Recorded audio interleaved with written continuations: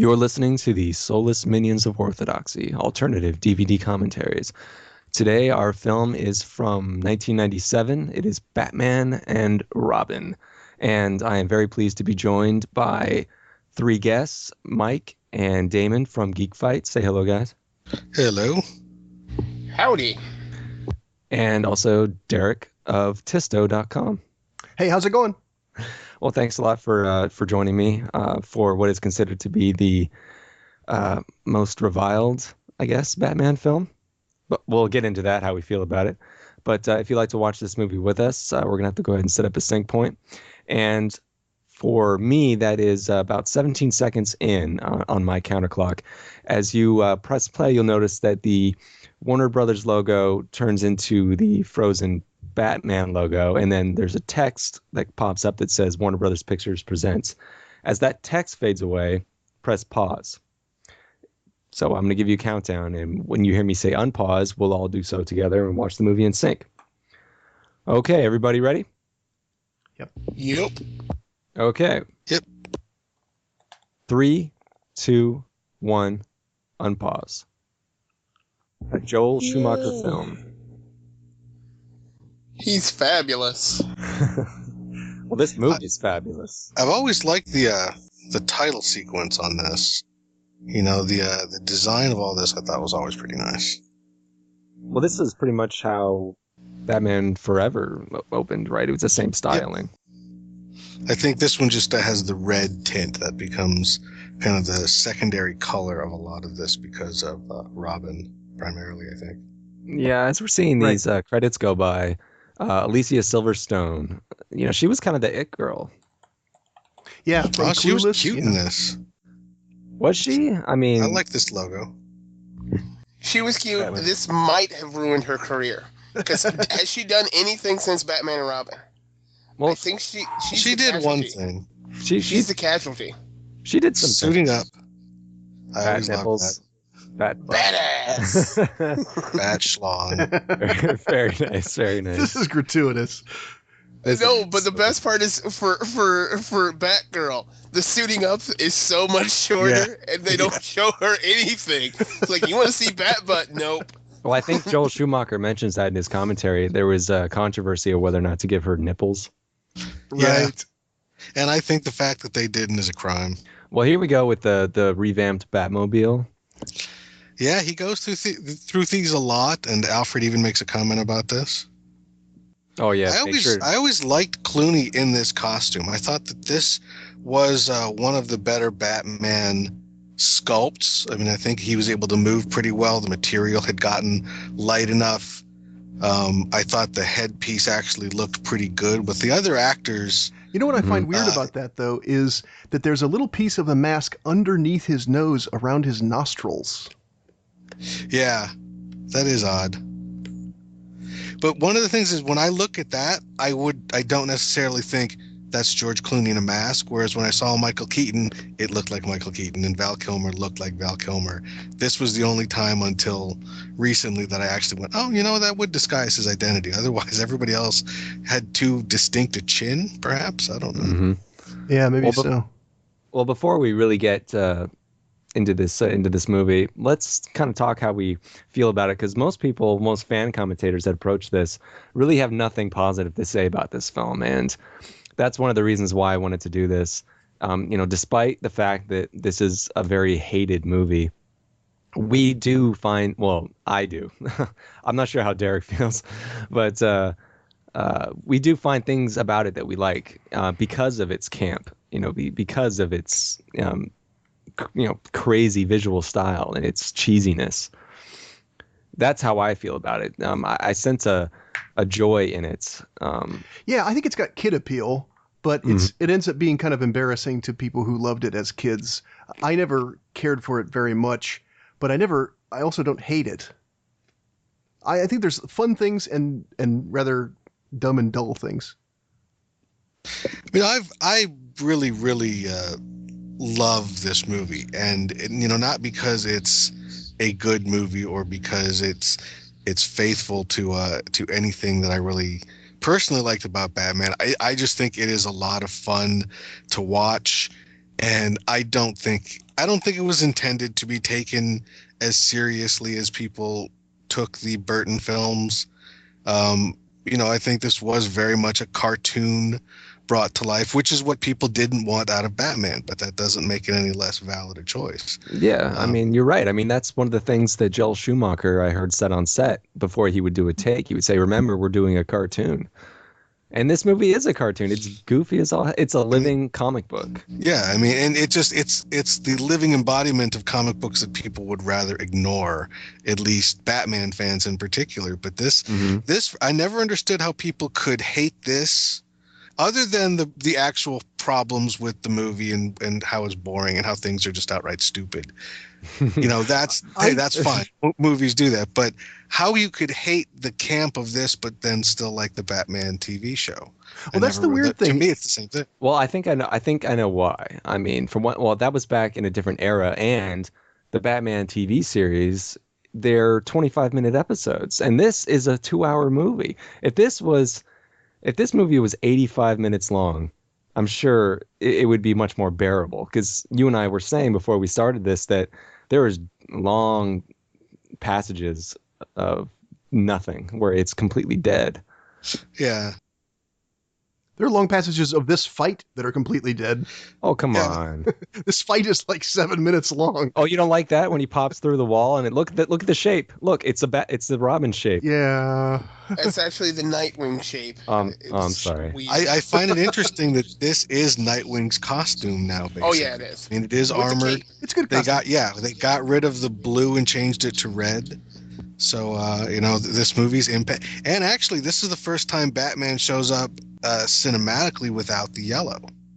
He's always had the yellow. There's still a circle surrounding the bat. Oh, you're right. I didn't think of but that. this time he's actually completely black. There's not even a yellow belt, and that's the first time they really made that choice. He changes cowls in the middle of the film somewhere, doesn't he? Yeah. Yeah, because they needed another set of action figures with the ice gear. Just like the previous movie had the Sonic gear. And Schumacher cops to that they were informed to make a lot of possible toys. Yeah, he said toyetic, didn't he? Yep. Yes. Well, And there's a lot of weird silliness here, but Oh, it's silly. I mean, this is a feature-length Adam West Batman. That's what this is. Well, here's my problem with it, though, that this is very much like the comic books of the early 70s and earlier, but by the time of the 90s, the comic books have moved on, and they've gotten better and darker and more adult, and we'd had the other movies, and this is kind of a throwback. I don't think it's quite Adam West. I love the 66 Batman, but it's a weird throwback and an unusual choice. Well, yeah, and that's the thing. People hate Batman, people did want to see this Batman.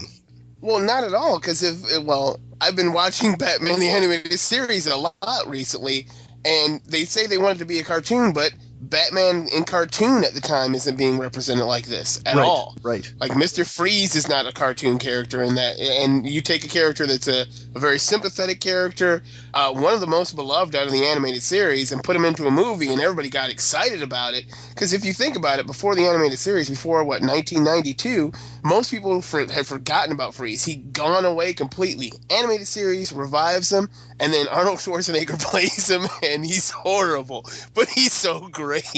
Well, actually, somebody mentioned the choice of Ivy and Freeze in this is because somebody, the producer's brother or somebody, was a fan of the Batman animated series, that particular series, and he asked him, well, who are your two favorite characters on the series? And obviously not the Joker, not the Penguin, not Catwoman, because they've already been taken, and Two-Face and Riddler. And he was like, it was Mr. Freeze and Poison Ivy. And I mean, those were his favorite characters, and their portrayal in the animated series is fantastic. And then you get here and you get something completely different. Well, yeah, I think Schwarzenegger is fine. I love Schwarzenegger, I mean, in general, but he's maybe not so good in here, partly because the part is not well written. It's really, practically every line is a dumb joke, and yet he's supposed to be a tortured man. And that's just this kind of, well, if it's Schwarzenegger, he's got to be delivering one-liners. and they give him just an endless series of bad cold related puns, which I love that aspect of it. It's terrible and it makes you winch, but that's part of the bad movie charm, at least at that point. Well, and I like what you used to say about Arnold Schwarzenegger in general, that Arnold Schwarzenegger is such a powerful cinematic force that he takes a movie franchise, which is Batman, and makes it about him. This movie is not about Batman. It's about Mr. Freeze. This is a Schwarzenegger movie that has Batman in it. Yeah. I disagree with that. I would say that he integrates well enough into it, but for sure, he's as big as the movie is, much like Nicholson was in the first film. He was as big as the movie. I think Nicholson was bigger than the movie. I'd agree with that. Big. Yeah, okay. But yeah, and especially after whenever people were doing their dream casting for this, you'd be getting people like Patrick Stewart, and then it's like, what, Schwarzenegger, one of the worst actors, a big action movie actor. After certainly Nicholson and DeVito, and even though he was wasted, Tommy Lee Jones, is a big deal. Yeah, and then you come here and you get, Schwarzenegger. I mean, Jim Carrey was one thing. But now you're going completely different kind of stunt casting at this point. It does feel like stunt casting, doesn't it? Yeah. Well, yeah. I heard he was paid like $20 million for this, and that was a bit of controversy at the time, that he was paid so much for such a first, because he doesn't really have a whole lot of screen time. Not really. He's got a ton. He's got the biggest, the biggest scenes, to be sure. Yeah. Yeah, all the screen time that counts. Well, I also heard a lot like his double is in quite a bit of it, much more than people realized. That would make a lot of sense, because that would be easy enough to do. And there's a lot of digital doubles in this movie, and this is really one of the first times I recall seeing that many superhero effects being handled by digital characters. Nobody's going to mention that the suit has wings on it at all. Well, there's not much in this escape that makes any sense. Well, there's just so much goofiness going on in this movie. We'd be stopping every second to point out everything. I mean, we got to point out some of it. 10 opportunities to kill Batman, and he doesn't take any of them. Of course not, because this is very much Adam West style of put him in a death trap and then walk away. Yeah. Yeah, I mean, there's a bad bomb. Yeah, right. Sometimes you just can't get rid of a bomb. I mean, this is the modern rendition of that feature film from '66, but people had moved on past that by then. They they'd wanted a darker Batman. This is where my 8-year-old nephew said, "That's not how gravity works." Mm-hmm. Still awesome. Look at that. They're surfing in the sky. I know. Doesn't he say cowabunga? Yes, he does. Yeah. Oh, come on. And this was long after the Teenage Mutant Ninja Turtles were popular, wasn't it? Yeah. Ninja Turtles had gone out of style, yeah. This is almost a weird Cheech and Chong. He's going after diamonds to fuel himself, which doesn't make any sense whatsoever. Yeah. It fuels lasers. Diamond-powered lasers make things cold. What? Wait. How does a laser make things cold? Oh, well, my favorite is later when he uses the freeze ray to slow his fall. Or here, actually. Right here. How does this work? Let's make everything colder and I won't get splattered. You know what? I will. That's the one Freezing thing from the furnace. animated series that they actually do, because he does that in the animated series in his first appearance in the animated series. Yeah. Of course, the difference is there's actually something coming up underneath his feet. Yeah. So. Yeah. Well, yeah. Then he's creating like an ice thing, right? Oh, yeah, like an ice bridge. Really big. I mean, I do like the ice effects in this. When he freezes Robin here in a second, and when he froze some of the people earlier, I thought that actually looked pretty nice. I agree. Yeah, it's the movie to me all the way through is crazy, but it looks great. I love the neon. Yeah. I'm totally on board with Schumacher and his freaking neon fetish. Yeah. Well, yeah. I mean, I'm not all hip to the style of the film, but they did go balls out. They set out with with the design, with the look, and they achieved it. And um, I think a lot of blame is put on Schumacher, very unfairly so, for destroying Batman with this film. But Schumacher, I think, in my mind, I think he gets an A+ for this film because this is the exact movie he wanted to make. Okay, maybe not an A+ because there are those dead spots in this movie. I think this movie should be about 40 minutes shorter, but I give him an A, because not just for effort, because he set out to make a cartoony comic book Batman, and that's exactly what he did. That's exactly what they wanted from him, and he delivered that in spades. I mean, he had mentioned that he would have rather had done something more like a Batman Year One, which was his favorite Batman story, which would have been a smaller movie, a younger Batman, and basically Warner's was like, no, this is a kids franchise. We sell toys and T-shirts and things like that. This is for kids.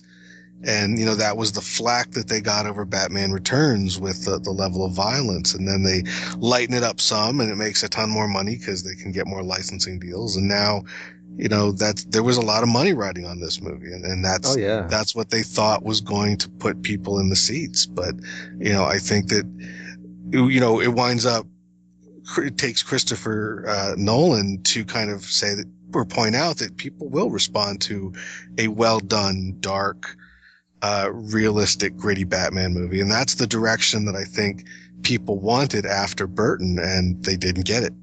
This was seen as a regression.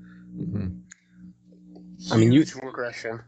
Yeah. I mean, you can see it fall from Batman Forever. I mean, it's kind of a bridge between the two sets of films. I mean, I regard this series of Batman the same way I regard the Superman films. Superman 1 and 2 are Donner. Superman 3 and 4 are Lester. Well, 3 is Lester. 4 is Sidney J. Fury. Yeah. But it's that they're just two separate entities, but they exist together. 1 and 2, 3 and 4. I mean, it's just like these. You got Batman Returns, and then you got these two, Forever and Batman and Robin. And I guess 3 was easier for people to swallow, I guess, because it wasn't as goofy as this, but it was fun in a way. Yeah, and the Jim Carrey aspect, that was a character where you could go there. Yeah, I mean, Carrey he was hot at that time, And also, I mean, it would make sense for the Riddler, even though that was not, I think, a particularly good Riddler, but it would make sense for a Riddler like a Joker to be in something that's that broad. But then you move into characters that are not, supposed to be colorful cartoons and go even broader with them. It's just sort of a strange choice. And I think I'm very intrigued by the fact that we're seeing Bane formed here, and Bane is the villain of the next Batman movie. This is really kind of interesting that he goes from this horrible interpretation of Bane here, not even faithful to the comics. And I'm not a stickler about that, but at least in the comics there was a character there. There was supposedly a brilliant fighter and tactician that with all of this, chemical help is actually able to beat Batman. This is just, a thug and a murderer that doesn't even have a line of dialogue. Yeah. He has a line, doesn't he? He has a couple of lines. He has a word here and there. Well, he did. I thought he just grunted a lot. I knew Batman from the 70s. I'm probably older than you guys. And I didn't know Bane. So this is my first introduction to the character. I think he came quite a bit into the 80s, right? That was in the 90s he came around. 90s. He's Doomsday. He's Batman's Doomsday. So I had no idea who the character was except for this film. And I thought, I don't get it. Why is Bane such a big deal? I know he broke Batman's back, but this is a terrible character. Yeah, I didn't know about him prior to this either. I heard rumors before this movie came out that Bane was going to be in it, and I remember thinking, who's Bane? But all I knew about Bane at the time was that he was a big, strong dude that broke Batman's back. That's what I knew about Bane. But Bane is Batman's or Bruce Wayne's equivalent intellectually and his superior physically. What is his origin in the comic books? I don't know exactly. It's been years since I read it, but it was some South American prison. There was some connection he had to Bruce Wayne, and while he was in prison, he trained himself and escaped and something like that.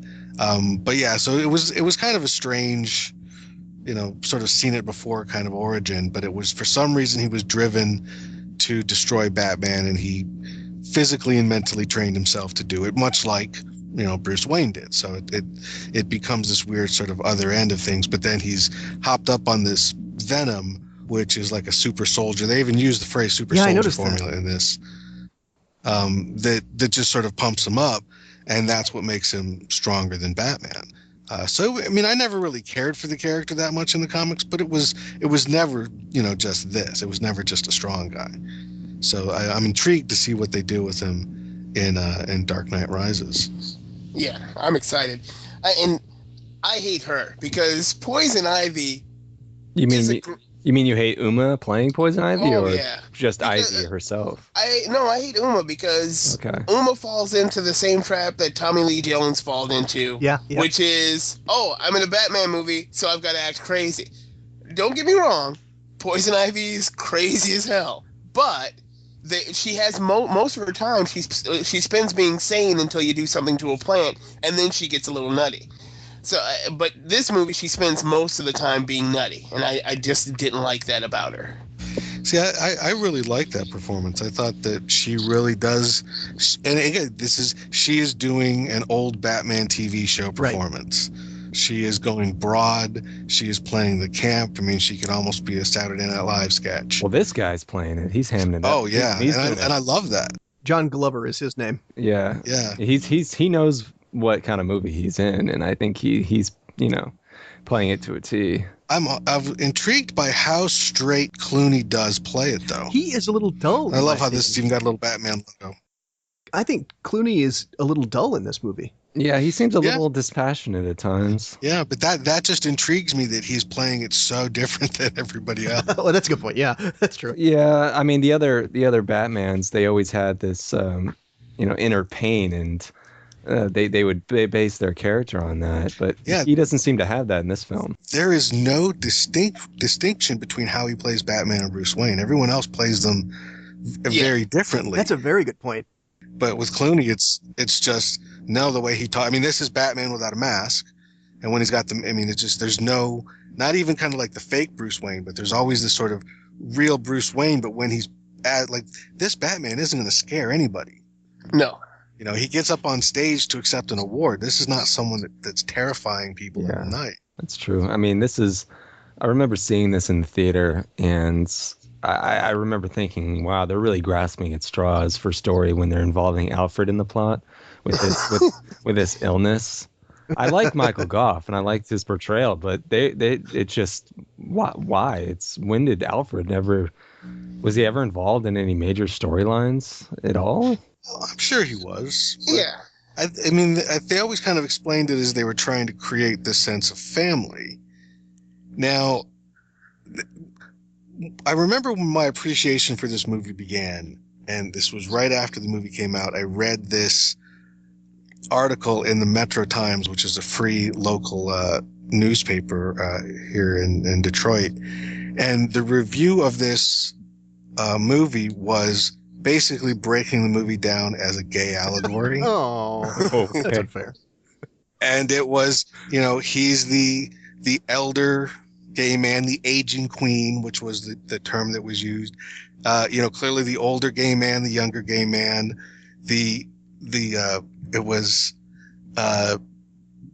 Batgirl was a modern man-friendly lesbian. Poison Ivy is an old-school man-hating lesbian. The only man that she can team up with is the man who's essentially a eunuch.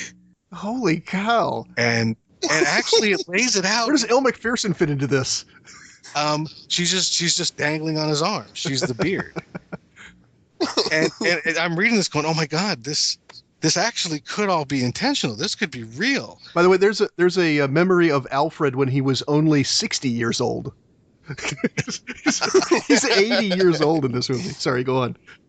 But it was this kind of alternative gay family sort of thing that was going on here. And I'm like, that's actually terribly subversive if that's really what they were going for here. I hope so.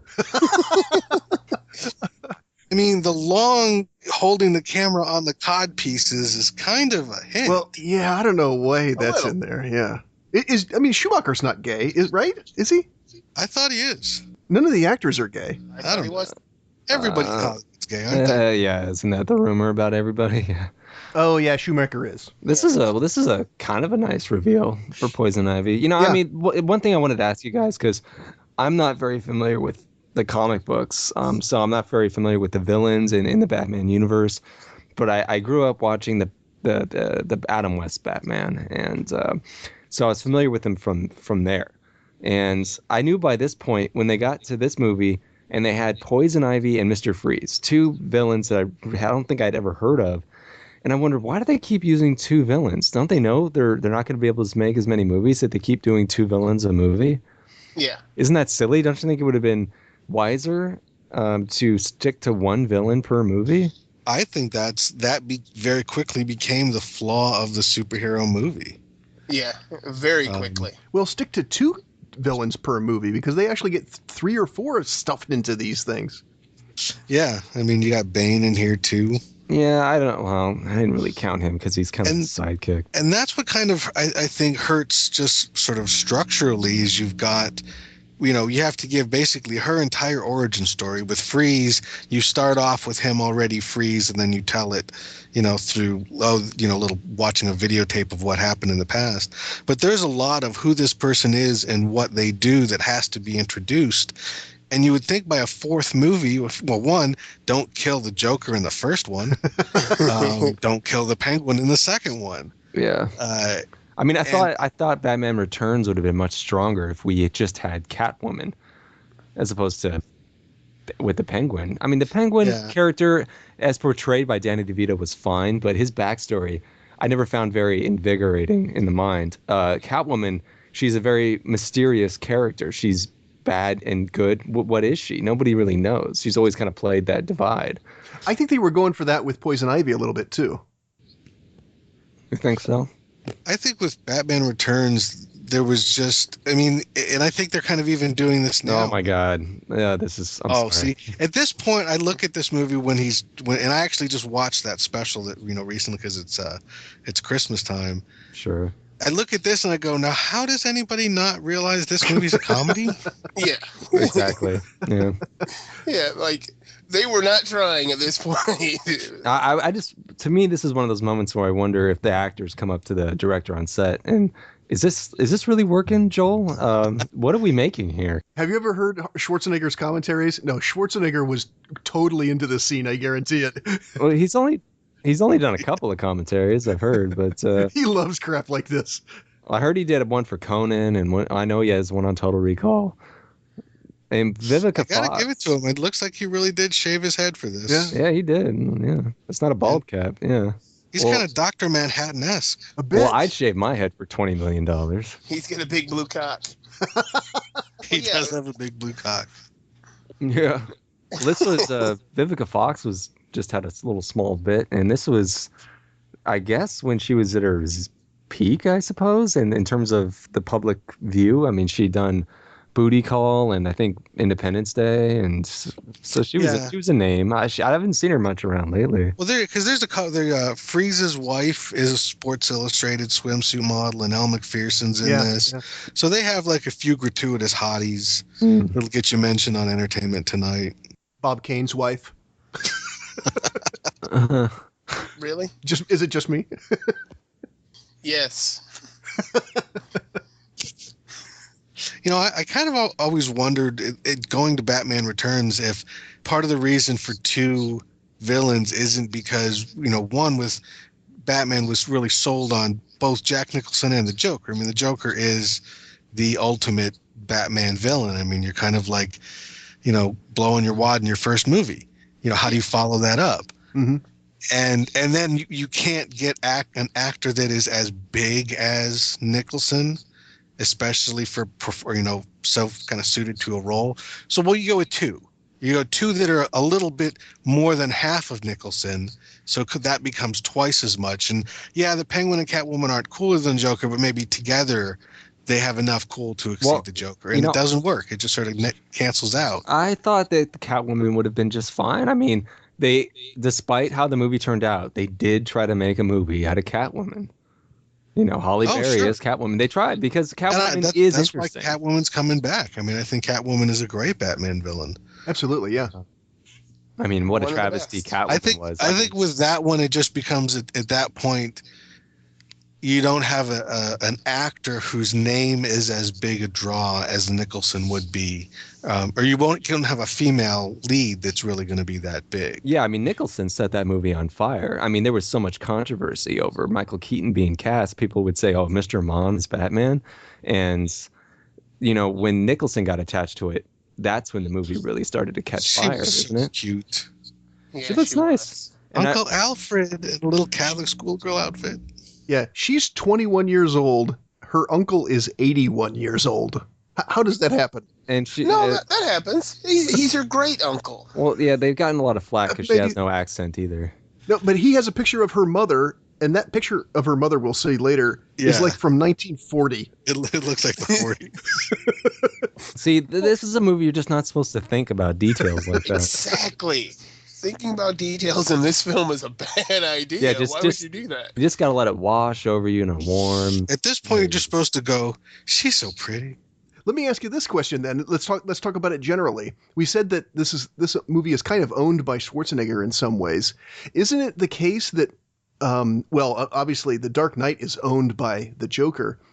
Isn't Batman maybe a little bit dull of a character that once you get past the first movie, you can't he can't carry a movie by himself. You have to give it to the villain. No. I think that's kind of true.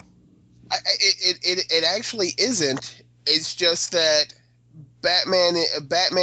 I don't know. He's an interesting enough character, but he can't carry a big movie because you can do a very interesting, introspective, internal monologue headpiece movie about Batman. But that doesn't work for a comic book movie where you need it to be big and make 200, 300, 400 million in its opening weekend. To a degree, Batman Begins is probably the closest thing to that because the Scarecrow never really surfaces as that significant a part of the movie, and the Ra's al Ghul reveal really is at the end, so you don't even know who the villain is. Mm-hmm. So that's probably the closest to it. But then, you've got an origin story kind of carrying that weight. So even then, Batman takes a backseat to Bruce Wayne.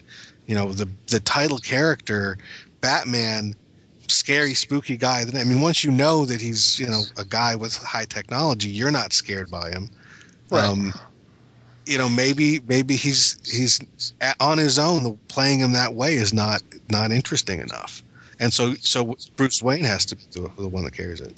Yeah, you're not going to have him have a real romance. They keep trying to do it, but they're always very hollow. Whereas with Spider-Man or Iron Man, even he's got a real life. He's got a love life. He's got friends. Well, oddly enough, if you did the Punisher movie is almost how you actually have to do a Batman movie to make Batman interesting. Because if I'm not mistaken, the most recent Punisher Warzone, because I think there's a lot of internal monologue in that one. So it's a weird thing about Batman. Most of his stuff is internal monologue because he can't be on the rooftop just talking while bad guys are below him. It just doesn't work that way. Well, he can talk to Robin though. What do you think of the character of Robin? Robin is an excellent character when handled correctly as a partner and not a sidekick. Yeah. Because he is Batman's partner. He is not a sidekick. He started out as a sidekick, but at this point in time, he is not a sidekick and shouldn't be treated as such. And actually, this movie is the railing against being treated like a sidekick because he's not a sidekick. I'm just as good as you. That kind of bothered me a little bit in this movie because I thought that felt sort of forced and heavy-handed. It's very forced. Right. It never, especially because as you're watching, you're kind of like, well, Batman's wrong. He's not supposed to be wrong. Yeah. He's Batman. Batman does not make that choice. Yeah. It was okay in the previous movie when Robin was just becoming Robin and he didn't necessarily want to do it and be with Batman. But in this movie, that should all be settled by this point. They should be the dynamic duo. And they never do that in the movies. I just realized that because they aren't dynamic in the other one. And in this one, I guess right at the beginning of the movie is about the only point that they're the dynamic duo. Right. But even then... because the whole thing is played as her trying to come between them. Yeah, but even then, Robin at the beginning of the movie is... I like how Bane's wearing a hat. Look at this. Yeah, look at this design here. Yeah, how did they get up there? Observatory. An observatory inside a city limit being held into the sky by a giant statue. How do you clean the windows? Yeah. I'm not joking about that. How do you clean those windows? It's Gotham City. They don't clean anything. That's right. Yeah, that's all that. Yeah, I think by this point, I think, they even admitted Clooney and Schumacher, like, how do we can't keep putting in Batman as this guy who's constantly dealing with his inner demons. I mean, sooner or later he's going to get over them. So by this point, I think there was a flashback scene or something like that they cut because it just wasn't necessary. And it's like, Schumacher notes, well, he's kind of already dealt with this in the past 3 films. Shouldn't he be over it by now? So he'd kind of been played out by this point. Well, the problem with it, shouldn't he be over this by now? Then he wouldn't be Batman. Yeah, that's true too. That's his whole driving force. But that's become part of the thing with the comics, though, is this question of is he insane because he's doing this, kind of mentally disturbed by a trauma from his childhood, or was the trauma from his childhood an inspiration to try and prevent that? I mean, one is a conscious choice to do good, one is being driven by demons, and Batman's kind of gone back and forth between those two takes over the years, and certainly the one where he's more tortured became the dominant one for a long time. But you're seeing the reverse of that now. I think Batman throughout the comics has gotten a lot lighter. I mean, I find it ironic that camp at this time was unacceptable, but now you come to Batman the Brave and the Bold, which is a very broad Adam West campy thing, but because it's a cartoon created for kids and also 20 minutes long and not trying to sustain a 2-hour-long movie, it's fine again. So it's like it's just sort of strange that these different takes of Batman lightening and darkening over the years, when he's actually at his darkest in the movies. Oh yeah, he's got a very, very bright cartoon at the same time. I'm surprised there's not a lot of love from people who were kids when this movie came out. I mean, little kids, because when you think about it, like say you take a TV show like the Power Rangers, they were really hot like in the mid 90s. That show is cheesy as all hell, right? But people who are older now who watched that show when they were really little kids have a lot of warm, nostalgic feelings about it. Yeah. And you think they would have that same kind of feeling for this. I mean, because this is just as cheesy as that. I think there it is. While they tried to make something that is toyetic and colorful and bright and funny, they also made something, like we've mentioned, that has long, boring passages that is going to lose the interest of a child, and then the child doesn't want that toy. Yeah, that's true. I mean, the Power Rangers movie make... Where we are right now in the movie, it's like, okay, this is just some exposition, and we got to make sure that Bruce Wayne he's people are first, but I still want to save the environment. And what a coincidence! There's a rainforest thing. I mean, whenever we get out of the neon people in rubber fighting, the movie just starts to drag. Oh yeah. Yeah, and the Power Rangers didn't commit that sin. I mean, their film was 80 minutes, if that, in their sequel too. Yeah, that's why we've mentioned this before. This movie is a great movie for me to catch in a half an hour increment here or there. Yeah, literally the only purpose for this scene is for them to have a non-confrontation. It doesn't develop anything. Yeah. That's why I love her and hate her. Yeah, it was just okay, we have to give her some more screen time. Mm-hmm.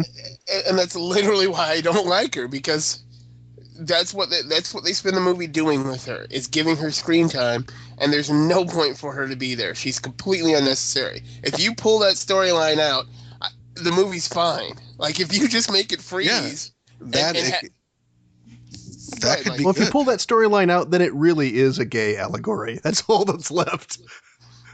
then it becomes, well, we've got to put Summer Gleason in the animated series. Why? Because there's no other chicks. There's nobody. Well, can't we use Vicky Vale? Nobody knows who Vicky Vale is.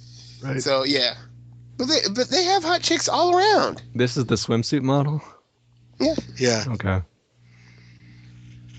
I love her. I want to marry her. Oh, sorry.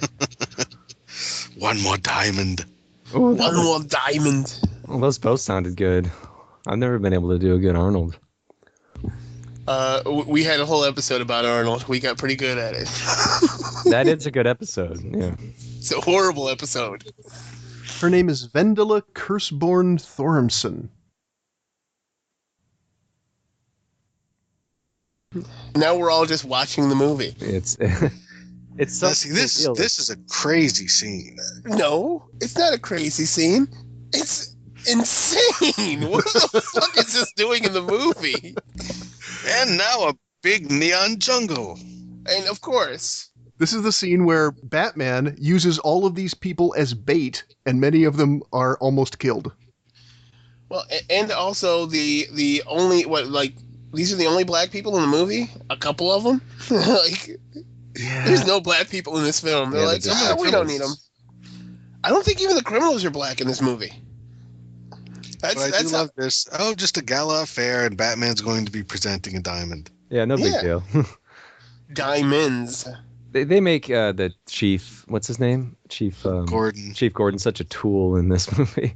At least this is the same character played by Gary Oldman in the Right. other two. It's just crazy. I mean, at least in the Tim Burton Batmans, he was well, at least in the first one, he was like, I don't want help from this guy. He's a vigilante. Now he's completely dependent on him.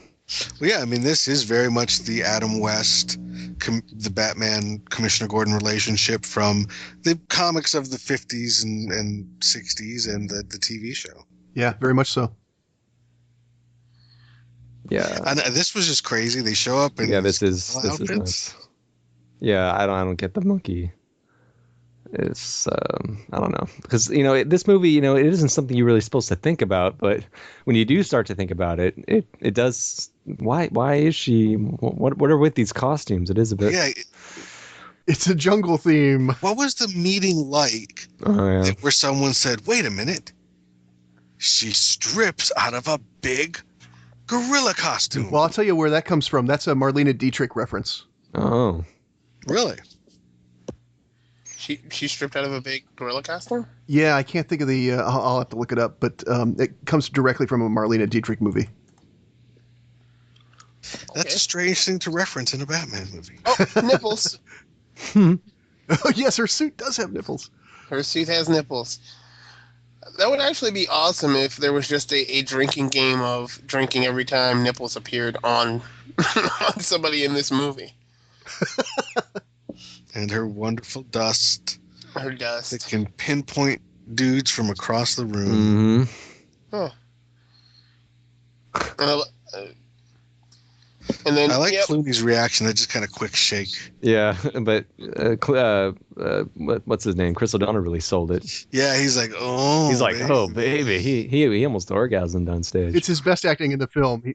He's not good. Now, Uma is also a fine-looking woman here. Yeah, she's got. Oh, I didn't say she was ugly. Well, no, she is. But there's been some people like to argue whether or not she is attractive or not. Some people think she is, and some people think she isn't. I mean, That's crazy talk. I think she's an attractive woman, and I think she looks really good in this movie. I like her, yeah. Yeah, the older she gets, the less attractive she's gotten recently. But this was when she was still at the because she was a model before she became an actress, if I'm not mistaken, right? Was it? Sure. I think. Yeah, So. I don't know. Aren't all of them? A lot of them are, and she's still in that. I'm still kind of model hot, now not so much. I recently read the book, The Devil's Candy, about the making of the Bonfire of the Vanities. The travesty that was the film adaptation, apparently. Sure. And she tried out for the role that Melanie Griffith got. I found that interesting. This was when she was very, very young. I mean, this is late 80s, but I found that interesting that she did that. She could have been in that movie, but instead she chose this one. Oh, she didn't choose this one. Her agent was like, they're going to give you $10 million to do this movie. And she probably maybe she got double-digit millions. Because she was pretty big in 97, wasn't she? Yeah, but I don't think she would have gotten that much. Maybe $2 million at that time. Women are very underpaid compared to men in Hollywood. Yeah, I don't think she was that big at the time. I mean, when I think back to her career around now, at this time, I think of like Truth About Cats and Dogs and Gattaca. Yeah, the only one who got paid on this one was Schwarzenegger. Even Clooney didn't get paid that much, did he? No, because they can always say, hey, you'll be the third fucking Batman. We can find someone else. Well, he was just a TV guy. You know, he wasn't even an established movie star yet. I mean, had the Peacemaker even come out yet? Yeah, this could have destroyed him. I think Peacemaker came out before this. And it's got Batman and his girlfriend in it. That's pretty funny. I didn't even think about that. Uma Thurman had done Pulp Fiction before this in 94, as well as Beautiful Girls and Truth About Cats and Dogs, and even Cowgirls Get the Blues. Yeah, she was 27 at this time. Clooney was 36, and O'Donnell was 27. My favorite moment's coming up. Oh, yeah. I was about to say that. Cha-ching. There we go. Bad credit card. Never leave the cave with it. Oh, man. I just love the fact they have the sound effects of the cash register when he pulls it out. It's cha-ching. Well, it has to. Well, see, that's the answer to the question. Where does he get all those wonderful toys? Yeah, he charges it. Exactly. Doesn't it say on his card, good through forever? Forever, yeah. Yeah. Yeah, Batman Forever. As a reference to the other movie. Everybody, chill. Come on, yes. Every single line. It's so good. Yeah, I mean, everything's a pun on ice, isn't it? Just about everything he says. Yeah. Well, not only that, I mean, if it's not a pun, it's just a completely pointless line. His other line there was, get the gun. Why do you have to even write that line? Because he was like, wait, you have to give me something to say here. I have nothing to say. you have to do it with your Arnold impression, too. I'm not very good. I can say some of his lines like Arnold, but I can't just talk like him. Can you say the one that won Best Geek Fight or Best Geek Fight? I still can't Conan. Say from Conan. What is it? I can't remember the line right now. What is best in life? Crush the enemies. Crush your enemies. See them driven before you. And here's a lamentation of their women. Something like that, yeah. Kneel before you. Lamination. Sorry. Lamentation. Was it lamentation? Yeah. You don't want to be laminated. No. Yeah, I said laminated like 100 times. Yeah, you did. And they just kept making me say it. Oh, does it work on the cold-hearted? I'll say this about these two characters. He's cold. She's a hothouse plant, right? I think the two villains go well together in this film as foils. Oh, yeah. Yeah, I think it's a great idea. And there's even kind of the, they work with each other, but then they also betray each other sort of thing. But it's just so much of the other stuff. It's always a weird shot. Cool party. And then he gets into that ridiculous machine. And that was one where I guess the toy people said what does Mr. Freeze's vehicle look like? And they were like, he doesn't have a vehicle. But he's got to have a vehicle. Everybody has to have a vehicle. Okay, I guess Mr. Freeze is going to have a vehicle now. Yeah, you got to love that. Needs more spikes. Well, yeah, so kids can poke themselves in the eye, duh. Let me ask you this. Our film was written by Akiva Goldsman, sorry, with the S. He wrote Batman Forever, but he also wrote Lost in Space. Well, Lost in Space, that's a winner. Practical Magic. He also wrote A Beautiful Mind. Really? And I, Robot. Wow. Cinderella Man. He wrote a lot of big movies. I don't like his writing, though. Yeah, me either. Even A Beautiful Mind, I was kind of like, okay, that was Me too. That was quite good, but that was, that one. It just like I'm surprised it was him. I mean, he became one of those guys that was sort of the definitive of a hack for a while. I Am Legend, Da Vinci Code. Ugh. Well, I mean, he's got some good stuff in there, but a lot of like Lost in Space. I mean, that movie's just goofy. He's a go-to guy for a lot of really kind of missed opportunities, I think. I think so too. I think he's the guy that gets the credit. Is what I think it ends up being. Or the blame. I think yeah. Well, no, I think he's the guy that after they've had 15 writers on the project, they come to him and he cleans it up and he gets the credit. But he didn't do half the shit that's in the script. He just fixed it. So they had something they could actually show. This was one where I think they were writing and producing kind of a lot at the same time. I don't think this was tight in terms of they had anything locked down. That was I agree. That was one of the issues was the Batman Forever was a huge hit, so let's crank out another one quickly. I mean, this one may have some of the creative choices might have gelled better if they would have actually took the time to go, no, that's not going to work. That's a nice shot. I mean, but look how goofy this is. I mean, they were literally driving down the arm of a giant statue and they jumped off his fingers. I mean, this is just surreal. That was another thing that my nephew had problems with at 8 years old. They would just fall off that, he said. Well, and my issue was Batman doesn't think Robin's going to be able to make it. He's the one on the motorcycle. Right. Yeah, it was giant ice car made it. Oh wait, Batman's gonna fly. He's gonna defy gravity here. But I found it odd. Got a cape. Yeah, look! He's defying gravity. What? and what? I always wondered what happened here. Was there a cut scene? No, it's one of the most awesome moments. He's just standing there posing for nobody. And no, he's not posing for nobody. I guarantee you they were posing for the pictures on the back of the DVD or the VHS, and they had the fucking film running. This is the cover for Entertainment Weekly. Yeah. Yes, I guarantee you that's where that comes from. And they just put it in the movie. I believe that is called voguing.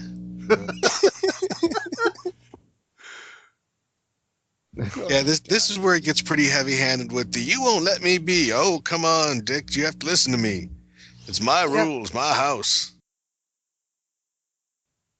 Some of it is a little okay because they've been affected by Poison Ivy's pheromones or whatever. So, but you're right. I mean, it goes down the same route that we had in the previous movie, and it's just too heavy-handed. Well, they're trying to fit what? 50 or 60 years worth of conflict between these two characters into 2 5-minute scenes in this movie. It just doesn't work. And it's also just this, because part of that is they're trying to make this thematic point about family, and that's what all of the stuff with Alfred and with Batgirl is all about. And that's kind of, you already have 2 villains and 2 heroes. I mean, we had Robin in the last movie, and now you're going to have a 3rd hero and kind of a sidekick villain. Maybe we don't need another layer added to that. Right.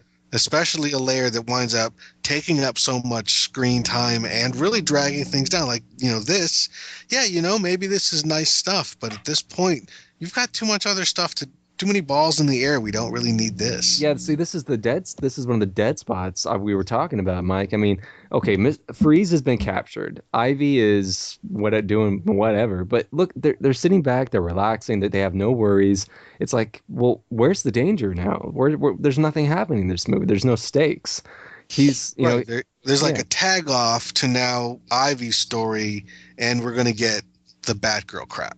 I mean, that's pretty much where we're exactly going to get Batgirl's into things. And did you notice, like, rewatching this, I noticed that Alicia Silverstone disappears from this movie for a while. I mean, we're not going to see her again. Yeah, where's she been? Yeah, she's going off to motorcycle tournaments, but she's gone for a while, and I've forgotten she was in it.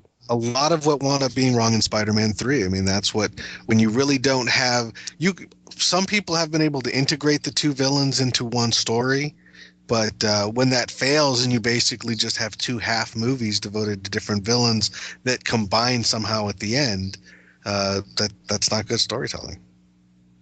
And yeah, I mean, all of this stuff, it just, oh, well, we got to give Chris some more time, and maybe we can set up some pot. Is there some romantic tension here? Because, we Right. could have him want a banger. Yeah, well, there's unfortunately I don't think there's any chemistry between these two actors. They're fine No. individually, and I think Alicia Silverstone is fine as an actress. I think this movie definitely did not help her career. I've seen her act much better. I mean, she was in, was it Blast from the Past with Brendan Fraser? I mean, that Yes, movie that's was right. it was a cute movie. It was all right, and she doesn't act anything like this. In this, it's like to me, it seems like she was on drugs during this movie. Something was wrong with her. Like she was on medication or something. Well, it also seems, and if you look at the scenes that she's been in so far and what she has seen of them, I don't think she knows what movie she's in the way that Uma knows what movie she's in. Maybe she's just playing this kind of straight, Yeah. and that even like because Clooney, it seems a little bit more deliberate. I think he's kind of realizes it's almost like a like Adam West kind of delivering it, sort of, I mean, not really straight, but Well, yeah, no, not really kind of going for the camp in the same way. yeah, But yeah. You're funny because you are playing it straight. You're not but acknowledging that this is like Leslie Nielsen does in the Naked Gun movie. right. Yeah. But Alicia, she thinks she's in one of Tim Burton's movies. Yeah, I think you're right. I mean, I think Uma had an easier job in that sense because she was playing a madcap, over the top villain. I mean, she knew kind of where to go. I mean, you got Alicia here playing Batgirl, who isn't explored, in terms of her personality. So she didn't. I don't think she really knew what direction to go in. To ham it up or play it straight or what. And I think that's why we get this kind of uneven mix.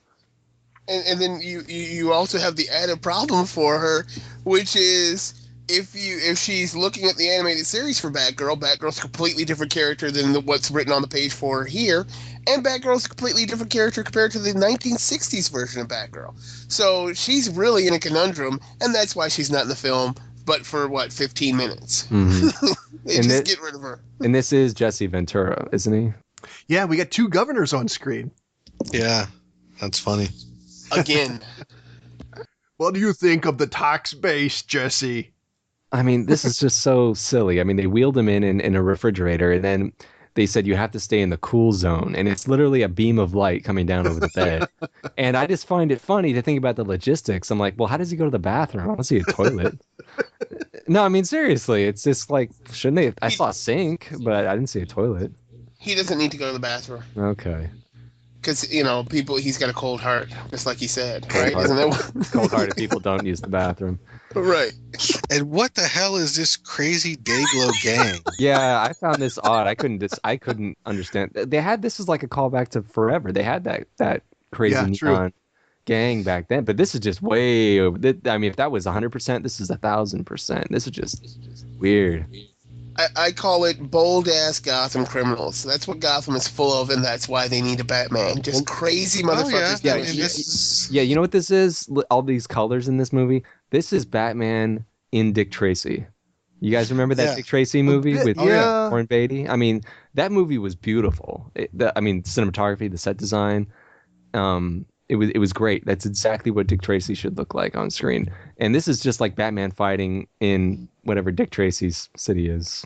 I don't know, but well, yeah, I mean, this is the cartoon brought to life. Mm-hmm. I mean, look at that. Even their chains are neon. I mean, it's. Yeah. Did you hear the cartoon sounds? Yeah, there were literally cartoon sounds right there. I recalled hearing those sounds. My volume's down, but I have my subtitles on. But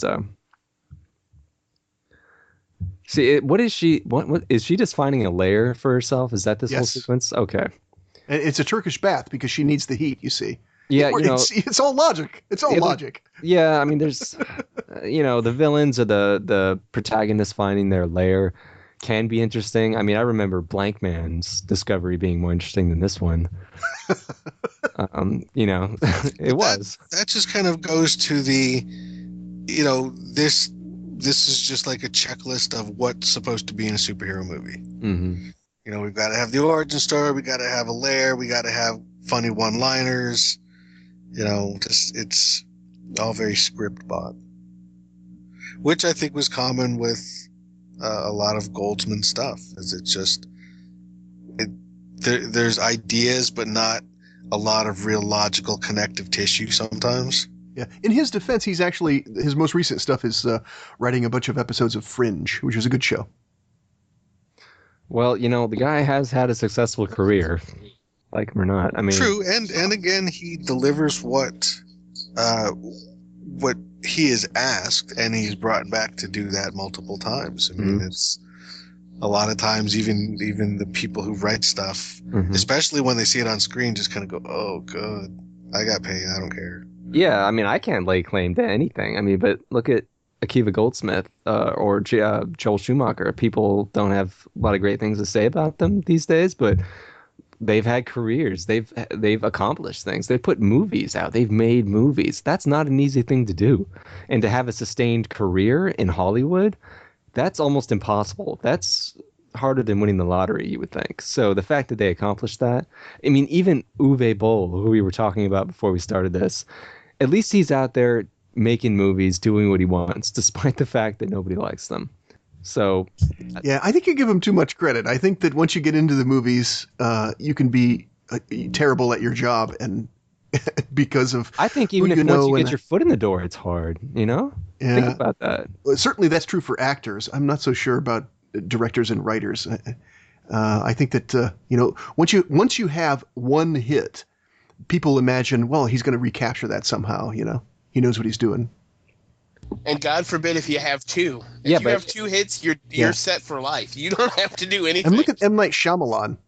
M. Night Shyamalan had one or two hits, and then everything else has been a miserable failure. And yet he still gets movies made.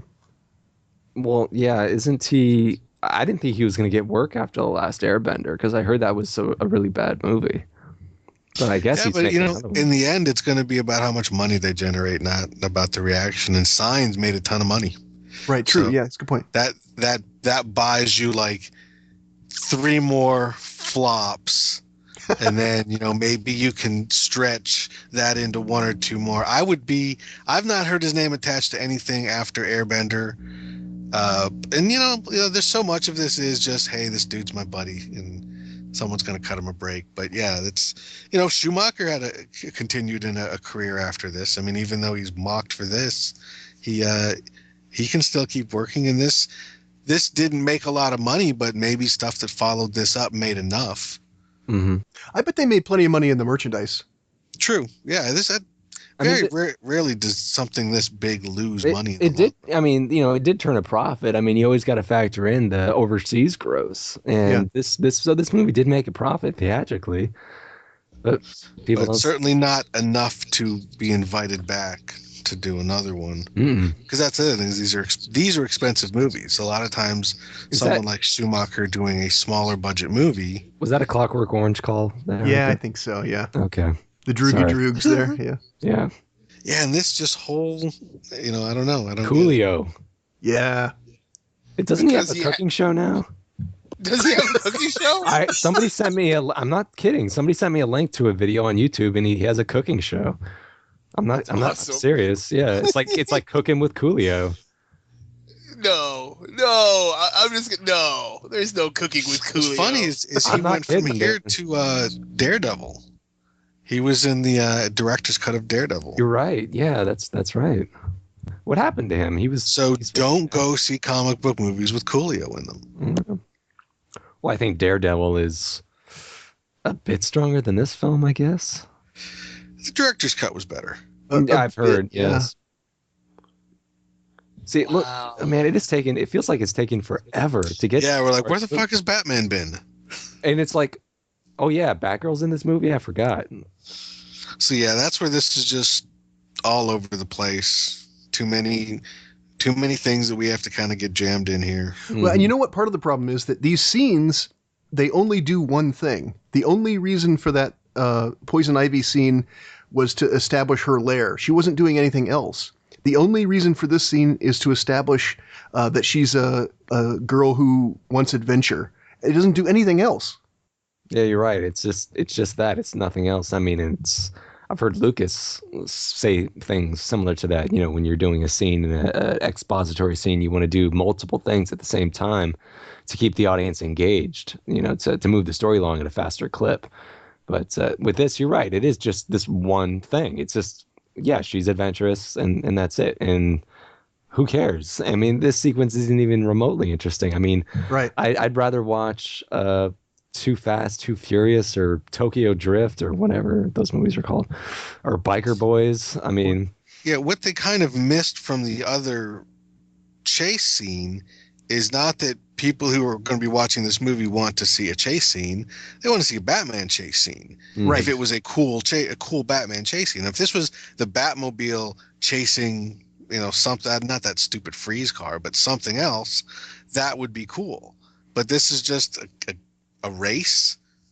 Yeah. When they're racing through the weird streets of Gotham. And If you had Batman or Robin actually saying, okay, we've put away the bad guys for now, I'm going to stop this illegal racing, and then he ends up discovering that Barbara is part of the illegal racing. Now you've moved plot and character forward in one scene. yeah, and then and engage us with something a little more, especially something like this where I really can't tell anybody apart. Yeah. you're right. So I don't know who's who. It's like there's people on motorcycles. It's her and then a bunch of other people. And I don't know who any of the other people are other than they are gangs. I mean, everybody's face is obscured except for hers, basically, when they go to the close-ups. That's because they have two stunt bike drivers, and they just keep using them over and over again. Right. Well, we're not I'm not supposed to know joking. that's... well, yeah, I know, but we're not supposed to know that that's Chris O'Donnell. And Chris O'Donnell can't actually ride a motorcycle, so... I just looked it up. M. Night Shyamalan has a movie called After Earth in production for next year. Oh, is it one that he's actually directing or producing? Because he did Devil. Directing, yeah. Directing. Okay, because it wasn't Devil? Devil. He did Devil. He produced Devil after the fact. Yeah, that one about the elevator. Well, What's... Yes. Oh, I'm sorry. Go ahead. I cut somebody off. Oh, good. Oh, I was about to say, because Shyamalan, I mean, in comparing him to Schumacher, I've seen Schumacher interviewed, and I like him. He seems like a very modest, he has humility. He knew what he was doing when he made this movie, and there's a sincerity in that. But I've seen Shyamalan interviewed, and that guy is an egomaniac. Yeah. He is in love with himself. He thinks everything he does is gold. Yeah. And the fact that his movies don't do well, it's not his fault. It's everyone else's fault. You don't get it. I mean, didn't he put a movie critic in his movie, the lady in the swimming pool? Yes. The lady in the water. Yep. And yeah, the critic was the villain or something like that. And he cast himself in his own movie. He was in that movie as like the savior of humanity or A something. brilliant writer, yeah. Yeah, the guy is in love with himself. I'm like, dude, get over yourself already.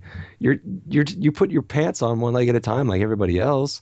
Sure, you've made movies, and my hat's off to you. I haven't made a movie and haven't gone to theaters, but come on now, man. I mean, not every movie you make is going to be The Sixth Sense. And Actually, none of them have been. None of them have been, yeah. well, he thinks they are in his mind, I think. How do you like her line there, by the way? He cooks and cleans for you, and you call him family?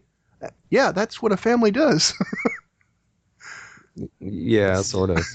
Somebody has to do it. That's another thing that's kind of like the artificial conflict, that she's going to take Uncle Alfred away from this horrible servitude. And Yes. again, this layer of, I'm intrigued by this idea of, is this a family? This idea of a family doesn't have to follow a certain structure and, all of that stuff. And I think that is kind of an interesting notion of a superhero family. And they certainly were the Batman family, but it's just the way that it's handled and hammered home in this movie is just so thick. No, I thought this was kind of neat. Oh, this little figure in the. Yeah, he makes this little. Because didn't he have that in the animated series? Or something. Well, he had something similar, and he had her in a big frozen thing. That's the way he does things. That's why I love Mr. Freeze. Well, she's not dead yet. He's going to cure her eventually, he's hoping, right? Yeah. Well, that's exactly. One of the things I wanted to bring up, what inspired me to want to do this, was the fact that you and Mike and Damon really like this movie despite its flaws and its campiness, but and I love that. One of the things that I find interesting about movies like this is when people have passion for a film like this. They can see the good in it, and that makes me love it even more. And hearing them talk about it on their show on Geek Fights, it just made me want to go back and rewatch it, and I had a great time, despite its dead spots. It's just so much fun, and there's something about a movie like this where it's a joy of performing. You can see it in the actors and in the direction. You can see that they were having a good time making what they were making. So it didn't seem like a blatant cash grab, say like a Transformers film or something like that. I mean, Hmm. if you watch like a Mystery Science Theater movie, like one of my favorite Mystery Science Theater episodes is one called Time Chasers. Are you guys familiar with that I don't episode? think so. Not at all. It's one of their best. It's awesome. But the movie it's just this really low budget, made in the 90s, about a guy who makes a time machine out of a Cessna, an airplane. He's like this geeky community college scientist, but it's made on a very low budget, local actors. But you could tell that they were just really nice people who just wanted to make a good, fun movie, and they did the best they could with what they had. And I don't hold them accountable for anything other than that. I can see the joy in it. So that is why I not only own the Mystery Science Theater version of that, I also own the movie Time Chasers. I'm not kidding, and it's fun to watch. And they came out with a special edition of it. There's a commentary on it with the actors and the director, and That's cool. yeah, it's awesome because they're just regular folk who were like, "Hey, we just wanted to make a movie," and you could see they were trying so hard. And I see that in this. There's a joy in it, and I don't see a joy in some other movies. Like I know I just brought up Transformers or like Armageddon. I know it's not Right, Michael Bay. yeah. I keep bringing up Michael Bay. Somebody give me something else that's not Michael Bay. No, I'm right on board though. Michael Bay's the right guy to. I think he's very calculating, and that he doesn't have a passion and a joy that you're talking about. Yeah, it's just for the money, and it's gloss. There's no substance, and at least with this, I can feel some substance, some passion, some sincerity in what they were trying to do. Yeah, I mean, that idea of making a big live action cartoon, which again, ironic because that's not at all what the actual cartoon was like. But yeah, I mean, I think that really comes through in the look and in the performances, and to a degree in the fact that there's all of those things where the answer is just don't think about it. Well, that's kind of a staple of a lot of cartoons. I mean, again, not necessarily Batman cartoons of this time, but nobody questions how the Coyote can afford to buy dynamite. That's just what Exactly. happens in cartoons. Hmm. And that's the thing, is I think that they chose a cartoon for something that is not, or was not at this time, cartoony. I mean, yeah, it's a legitimate choice because Batman has been like this, but it's also for people who do appreciate and like especially the post comic book Dark Knight Batman, the Frank Miller Batman.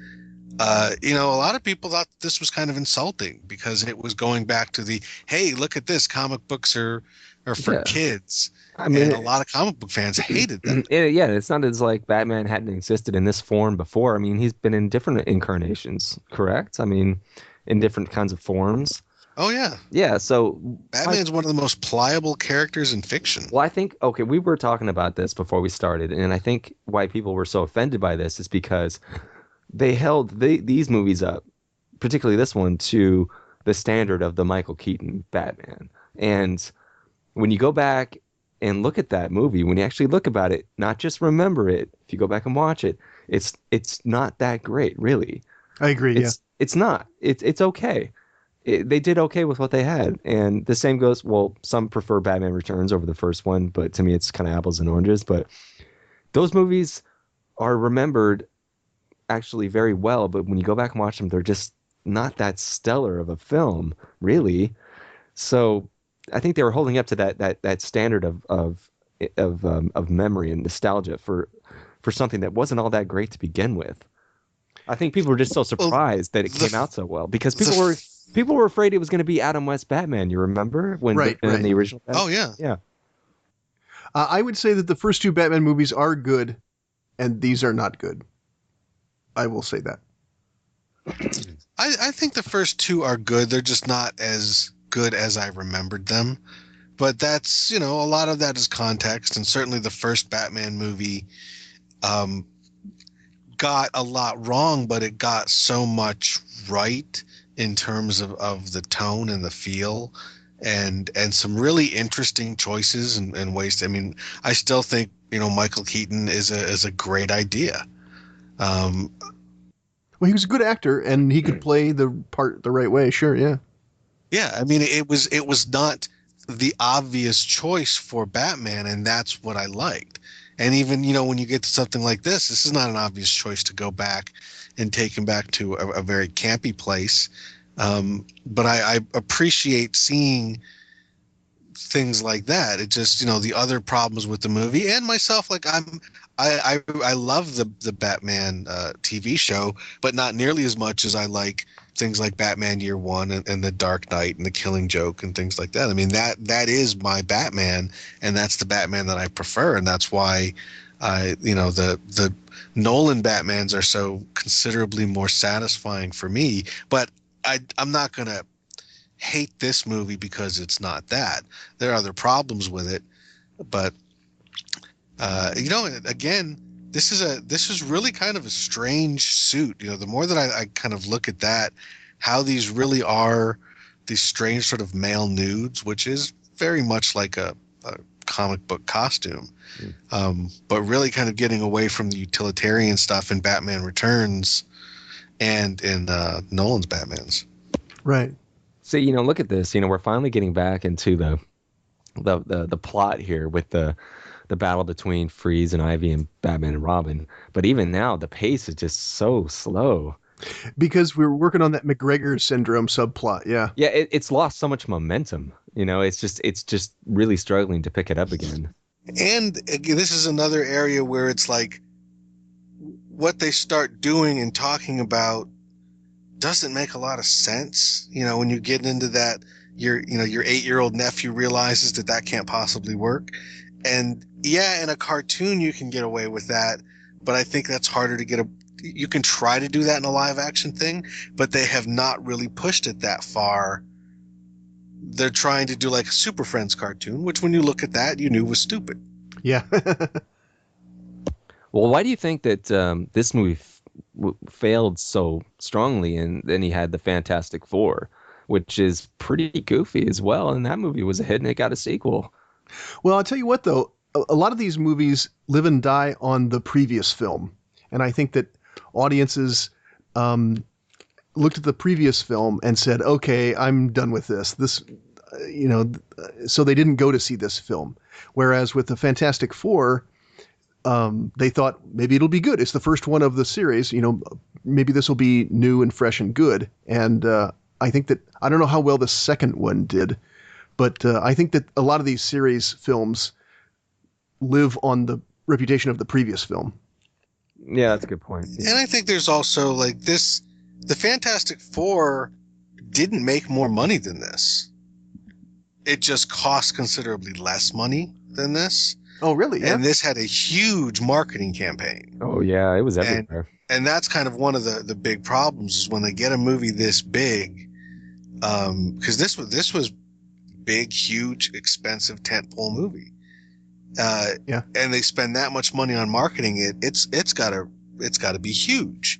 Whereas the Fantastic Four, I think, was more clearly for kids. So a lot of adults may not have responded to it. People went into this hoping for a different Batman, but they didn't really have a different Fantastic Four to hope for. Yeah, you're right. I mean, you're right. There was I no also think standard. Spider-Man really changes the landscape of superhero movies to make them a little bit more fun. Yeah, what was the first Spider-Man movie? What year did that come out? Do you remember? 2000? 2002. 2000. Yeah, okay. Was it 2002? Yeah. It's 2002 because that trailer from the teaser from 2001.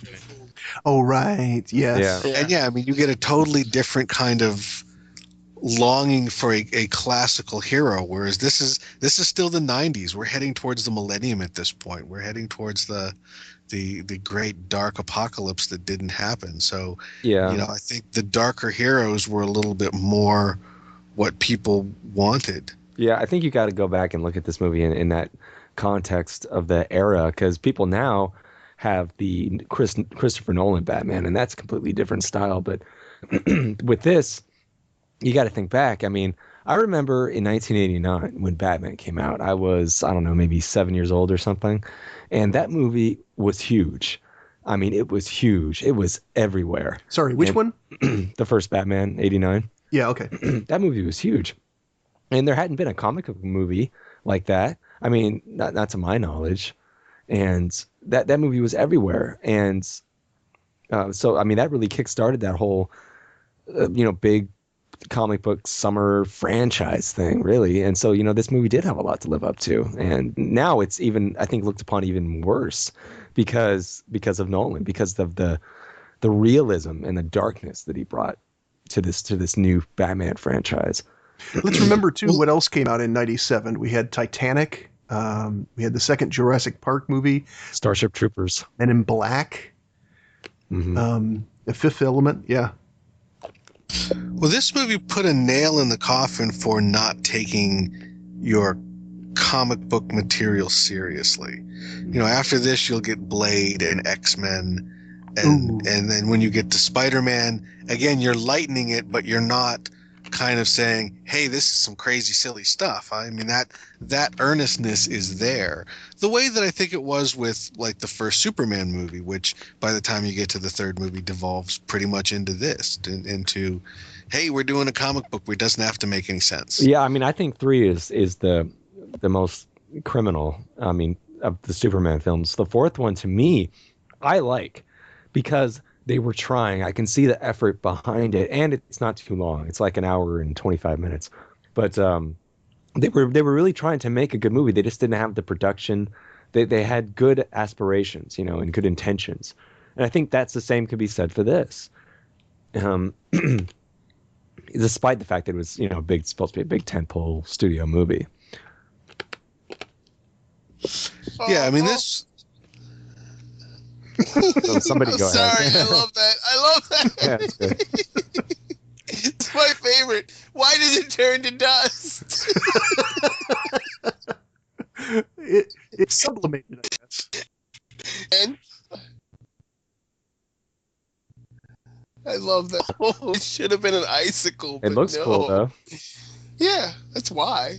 Yeah. But that seems like one of those, it was supposed to freeze, and then they did it, and then someone said, what happens if it just evaporates? And no one thought, well, people thought, but no one wanted to risk losing their job and say, that doesn't make any sense. That's stupid. Yeah, the visual effects artist definitely would have said, well, why would it do that? That doesn't make any sense. Well, the second one didn't. The first one might have. Isn't it? I love the convenience of the fact that he has that snow globe of Gotham just so he can deliver that line. First Gotham and then the world. It's just so campy. I love it. I never understood her weird little boob hair. I was about to mention her hair. What's up with that? I don't know where that comes from. Yeah, it is kind of goofy looking. I'll mention, by the way, if anybody remembers the reference earlier, the Marlene Dietrich movie that the gorilla striptease comes from is called Blonde Venus from 1932. Isn't that Audrey too from Little Shop of Horrors right there? It sort of looks like it, yeah. Yeah, and then now we get into this. Wait, so she wants to replace us with human-animal hybrids. What is he getting out of this? Yeah, I don't understand this team up. It's not. Yeah, their motives are a bit. Yeah, it's so but he wants to freeze everything because he's not gonna be able to save his wife, right? And how do the plants not freeze? Yeah, so it's like this. Yeah, it's like it doesn't matter. Don't worry about it. Doesn't have to make any sense. And that's really where things kind of break down for me. And then when we get back to the McGregor syndrome, that coincidentally Mrs. Freeze also has. Yeah, and he will have a cure for, but not for his wife, Just the level 1 McGregor, which is apparently killing him. Not for the young, vibrant wife, but the old man. Maybe. Yeah, we can save him.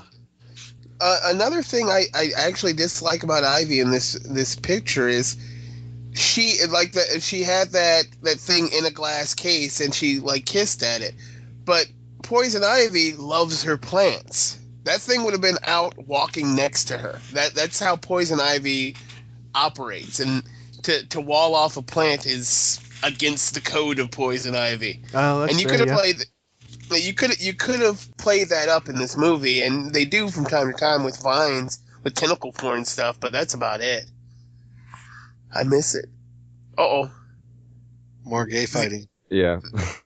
She's clouded your mind. It's not gay. They're fighting over a woman. Come on, guys.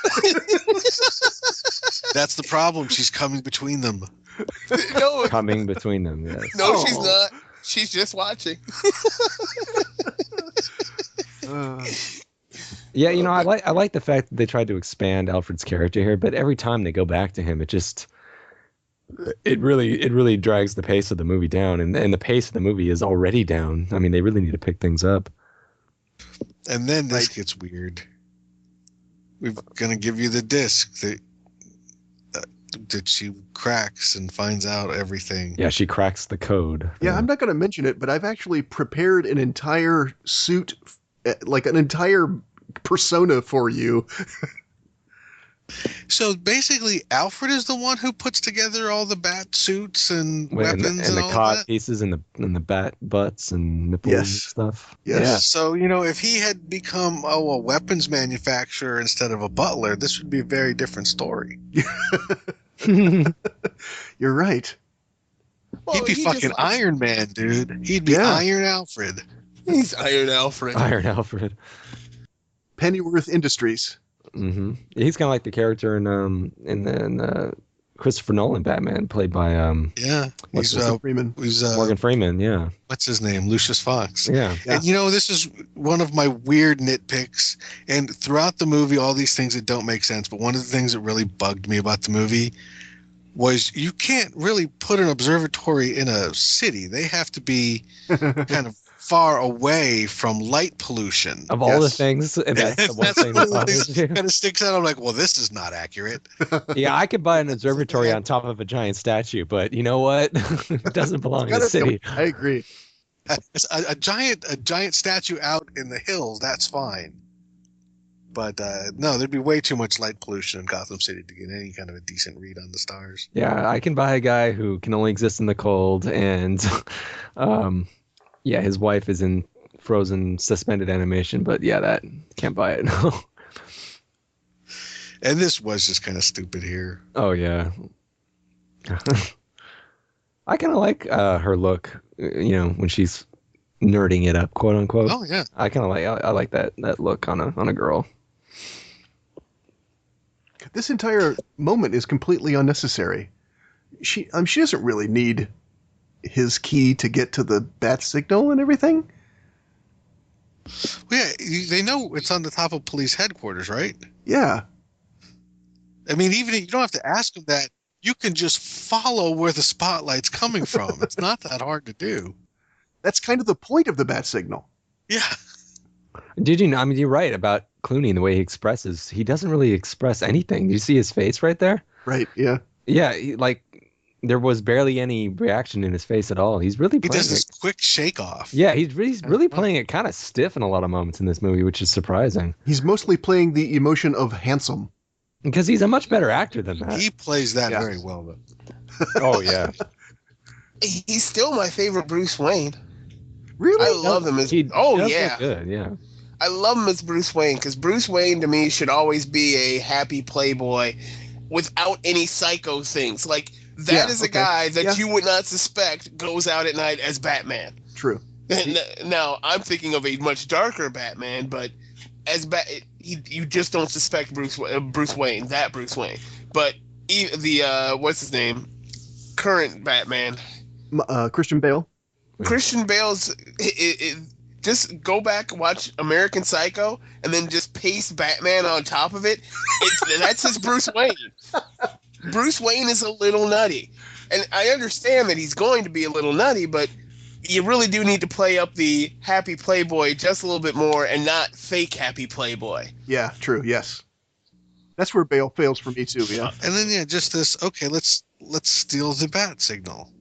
Why? Why not just make one yourself? It's just a fucking light in the sky with a symbol on it. It's not that hard. Now here is Alfred's terrible password protection system. I love the old Macintosh operating system. And every time you enter a password in a computer, it's always blocked, with asterisks, when you type it in. Right. Here we can see it, for us, but normally it wouldn't be that way. That's one of those things that throws me out of the moment, But yeah, other than just that. Just like the observatory. Yeah, that's hey, right. she's a computer hacker. She can hack a password.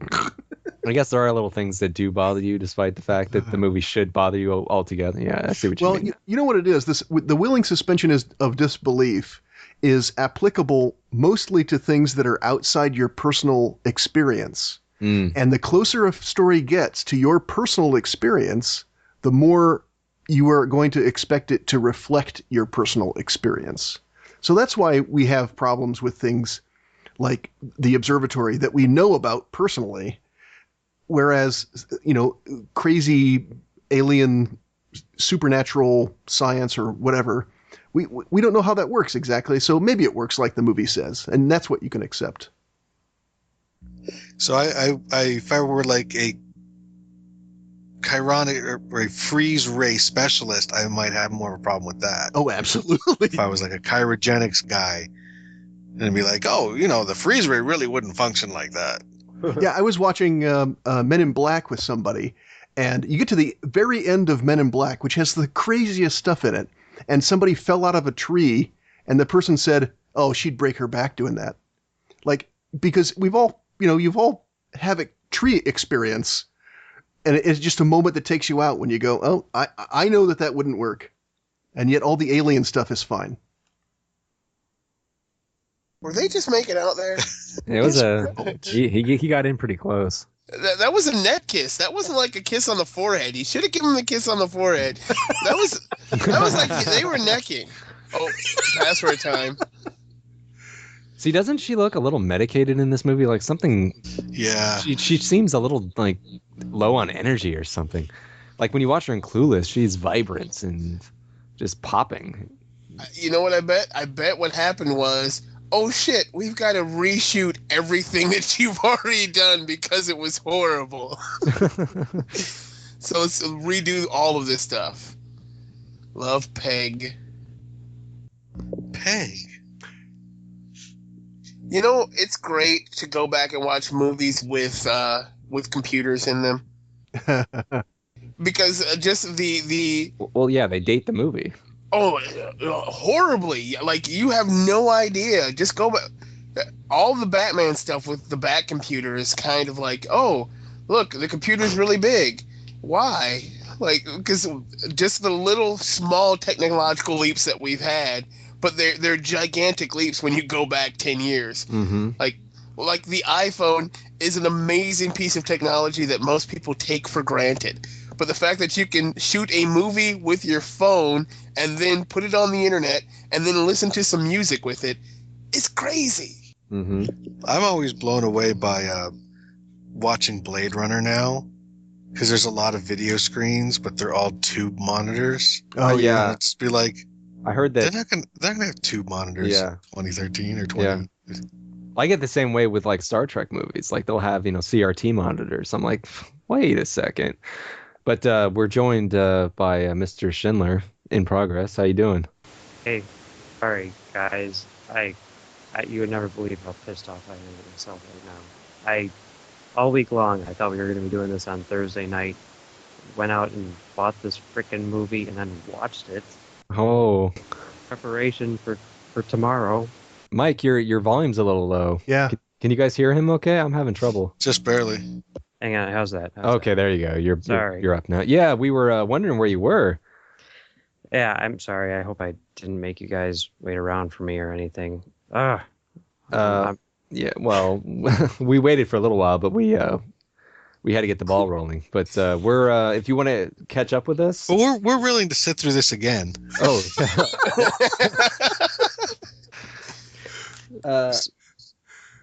Mike, if you want to, if your DVD's ready, Sure. we're about to get to. I'll tell you when we get to an hour and 34 minutes. We're about to get there Okay. in about 15 seconds. All right. I'll tell you when to unpause. Are you there? Yeah, I'm at an hour and 36 minutes right now. So said- I'm Oh, okay. I'll tell you when we get to 36. okay. Here, tell me when we get to 35. Okay, I'll tell you when we get there. We're almost there. We're- Freeze is freezing a bunch of people in the Gotham Observatory. Yeah. Okay. I'll tell you when to unpause. And Bane is saying, bomb. Yeah. Well, thank you for hopping on real quick, Mike. Sorry we had that.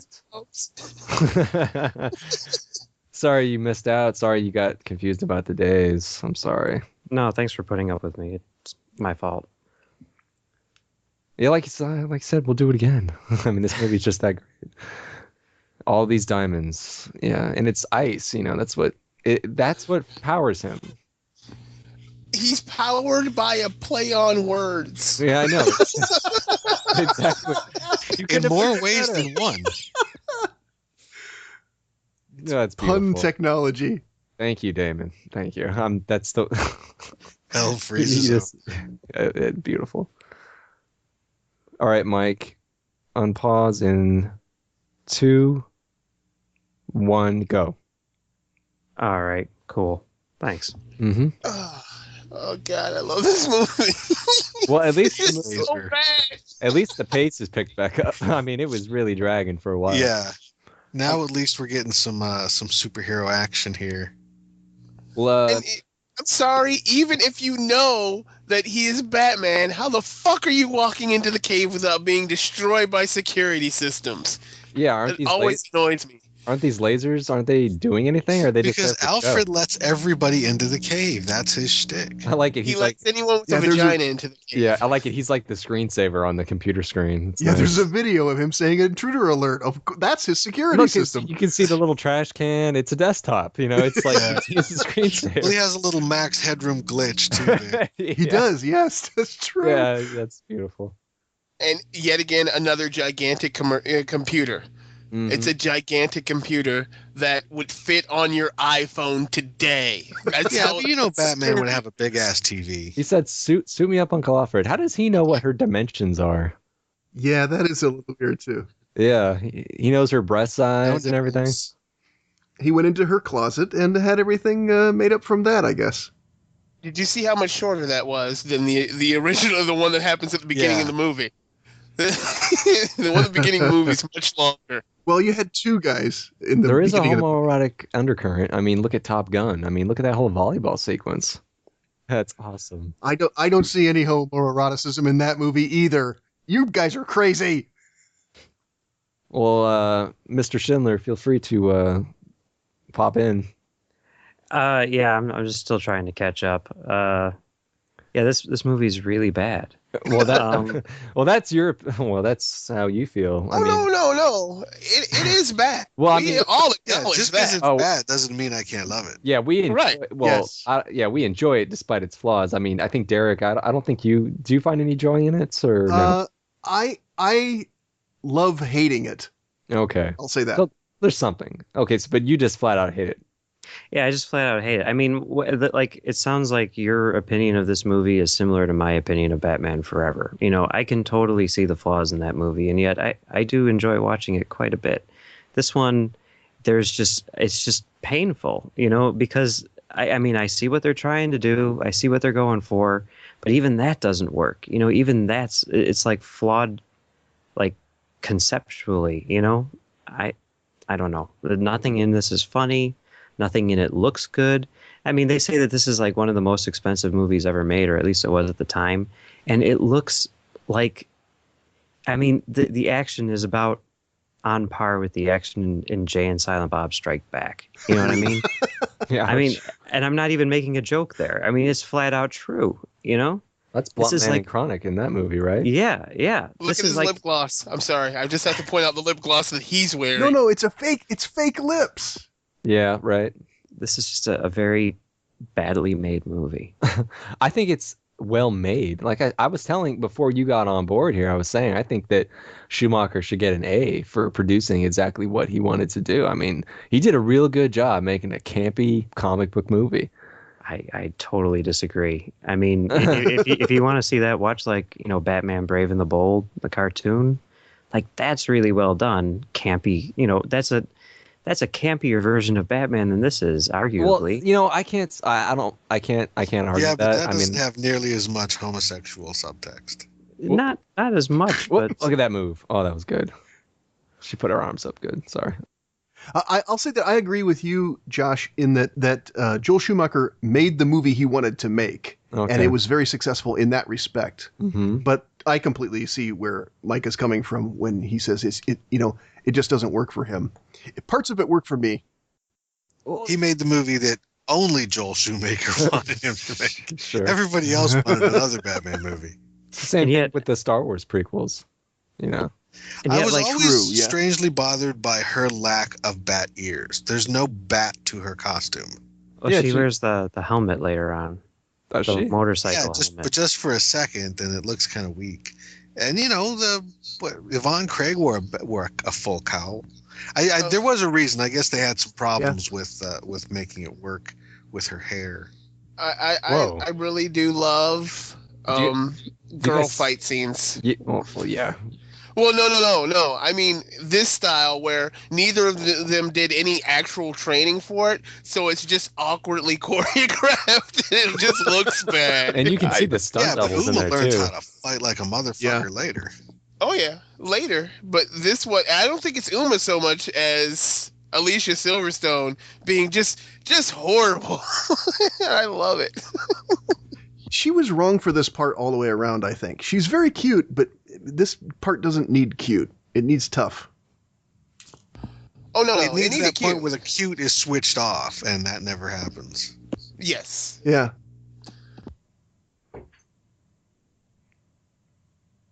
Well, why is she shouting no right now? That's her plant, right? I mean, that's... Right. Wasn't she lying in that earlier? Yep. Yes. That's the exact same plant she was just lying in. I think I just like Poison Ivy too much, and the Poison Ivy of the animated series, and that's why I don't like her Poison Ivy, because she doesn't ever get hurt by her plants. Her plants don't hurt her. Her plants hurt other people, and she gets freaked out when you hurt her plants. That's how you stop her. She's the equivalent of Batman. If you start hurting people, that messes up Batman's game, and it stops him. You start hurting her plants, it stops her. That's the ultimate weakness is they're not her plants, and they can turn on her. Whatever. Kick some ice. Yes, and now he's got the glowing teeth. I didn't notice them before. They're really glowing now. Yeah. Now, one thing that I thought was interesting is this does have a big scope. I mean, he freezes all of Gotham. He's going to freeze the whole world. I mean, this is a big, colossal threat to the world that Batman has to save. I mean, it's certainly the biggest threat he faces in any movie. But and again, I thought these effects look good. Did you see that's a Taco Bell? Yeah, Batman has a problem in general, I think, that his villains generally aren't super villains. They're just guys who dress flamboyantly. And Mr. Freeze is one of the few guys who really is a kind of a super villain. I mean, but do you think that that's a problem that most of his villains aren't super villains? Because, I mean, he's not a superpowered hero either. I think it makes his stories smaller in scale, and it takes something like this to impress me, frankly.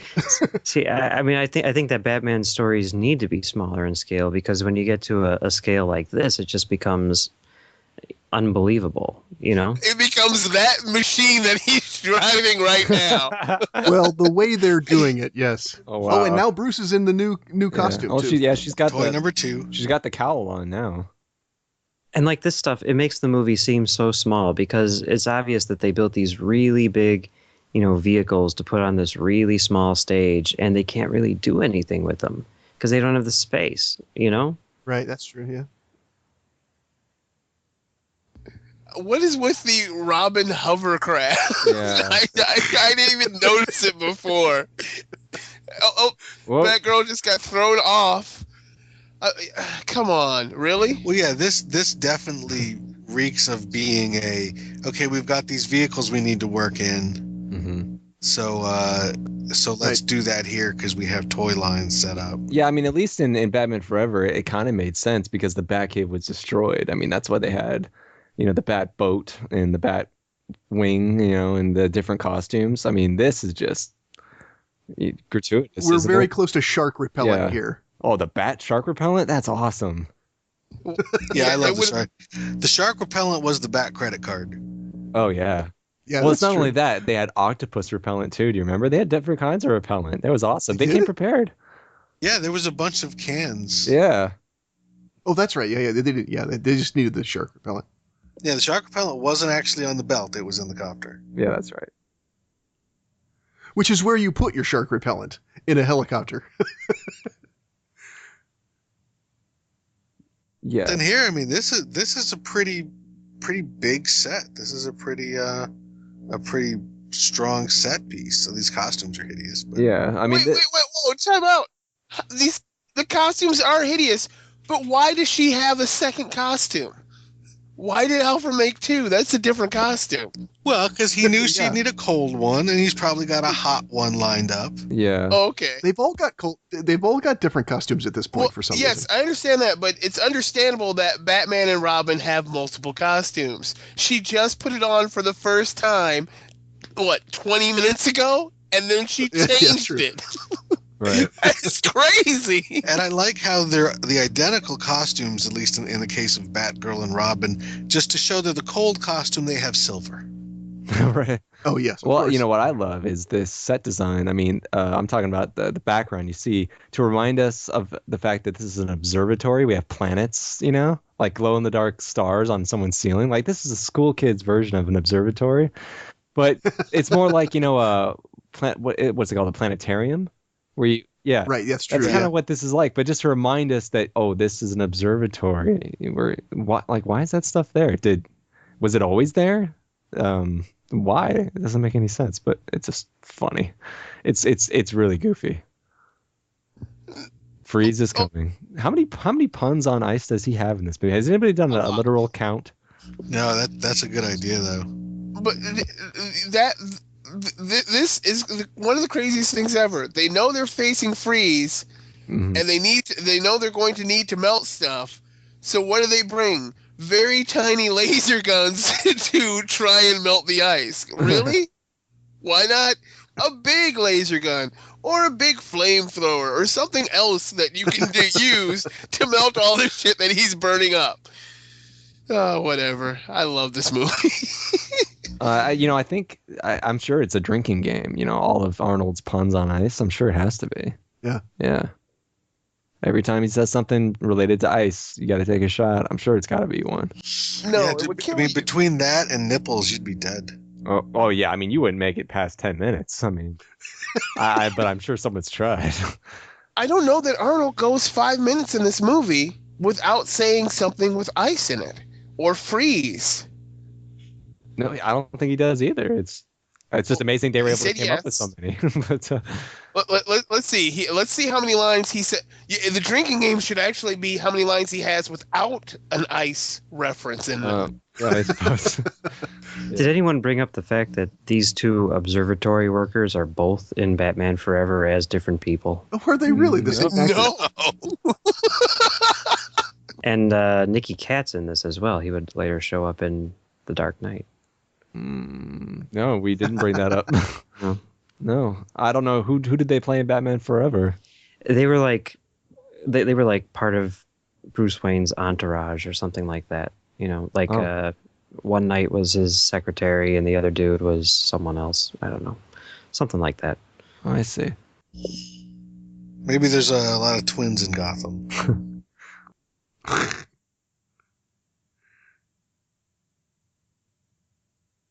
Oh yeah, and I forgot Bane has to come back, who is easily disabled by pulling out the plug. Yeah, comically easily. Yep, that's a super soldier. Bizarre. Yeah, what? And then he shrinks. Yeah, that's yeah. Yeah, That damn plastic tube. Too bad they couldn't encase it or something. yeah, I know. Wait, why didn't they do that at the beginning of the movie? Yeah, look, we know it's hot because it's red, right? The heat is on. Yes. Red is heat, blue is cold. Mm-hmm.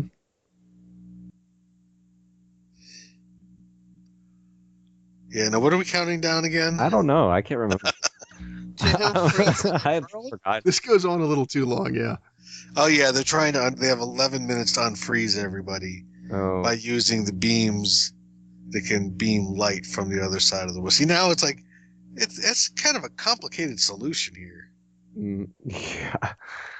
Well, I mean, if we can buy an observatory on, resting on the hands of a giant statue, we should be able to buy this, don't you think? Good point. Yeah. Wait, it's just sunlight? Yeah. Yes. I just forget. So wait a minute. It's sunlight. Why? Sunlight defeats Mr. Freeze. Yeah. So Well, his, it's like- his whole plan is It's concentrated sunlight. He's like the opposite of nuclear. Yeah, this is like a heat laser thing. This Yeah. is your big heat laser. Isn't this Okay, GoldenEye? Essentially? yeah, that's true. Yeah, this yeah. is just like GoldenEye. Which was, what, 2 years earlier? Yeah.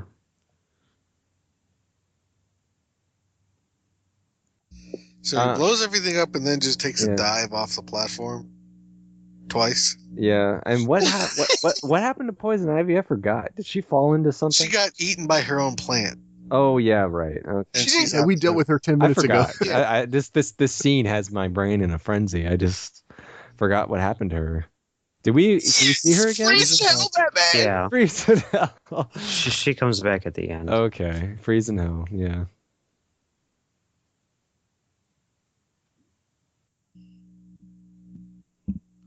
Lots of stuff smashing. The other reason not to have an observatory being held up by a statue in the middle of a city. Yeah. Yeah. This is sooner or later the big telescope will come crashing down. Yeah, I think Wait. movies like GoldenEye and Contact, educated the public as to how those, telescopes are supposed to look like and what, where they're supposed to be located. They're not supposed to be on giant statues. It's a good thing Batman has a steel cable. Or two. Just in case. Yeah, of course. Yes. Two of Grab them. onto my belt. I love that. Because, those people, they're going to be strong enough that their arms wouldn't, dislocate from the sudden stop of that. Yeah, right. Yeah, I know. I love Batman. Couldn't one of them just say, "Where do you get those wonderful toys?" Just once. He's got a lot of good toys. He grabs his friends on the way back up. Yeah, I mean, he's not Because it's super. about family. He's not super strong. I mean, he's not like Andre the Giant in The Princess Bride, where he's pulling 3 people up the rope. He's You know, he's he just. totally has the mongoloid head. That headpiece makes him look like a mongoloid. I'm just noticing his forehead is huge. Look at it. Like in some angles, it's ridiculous.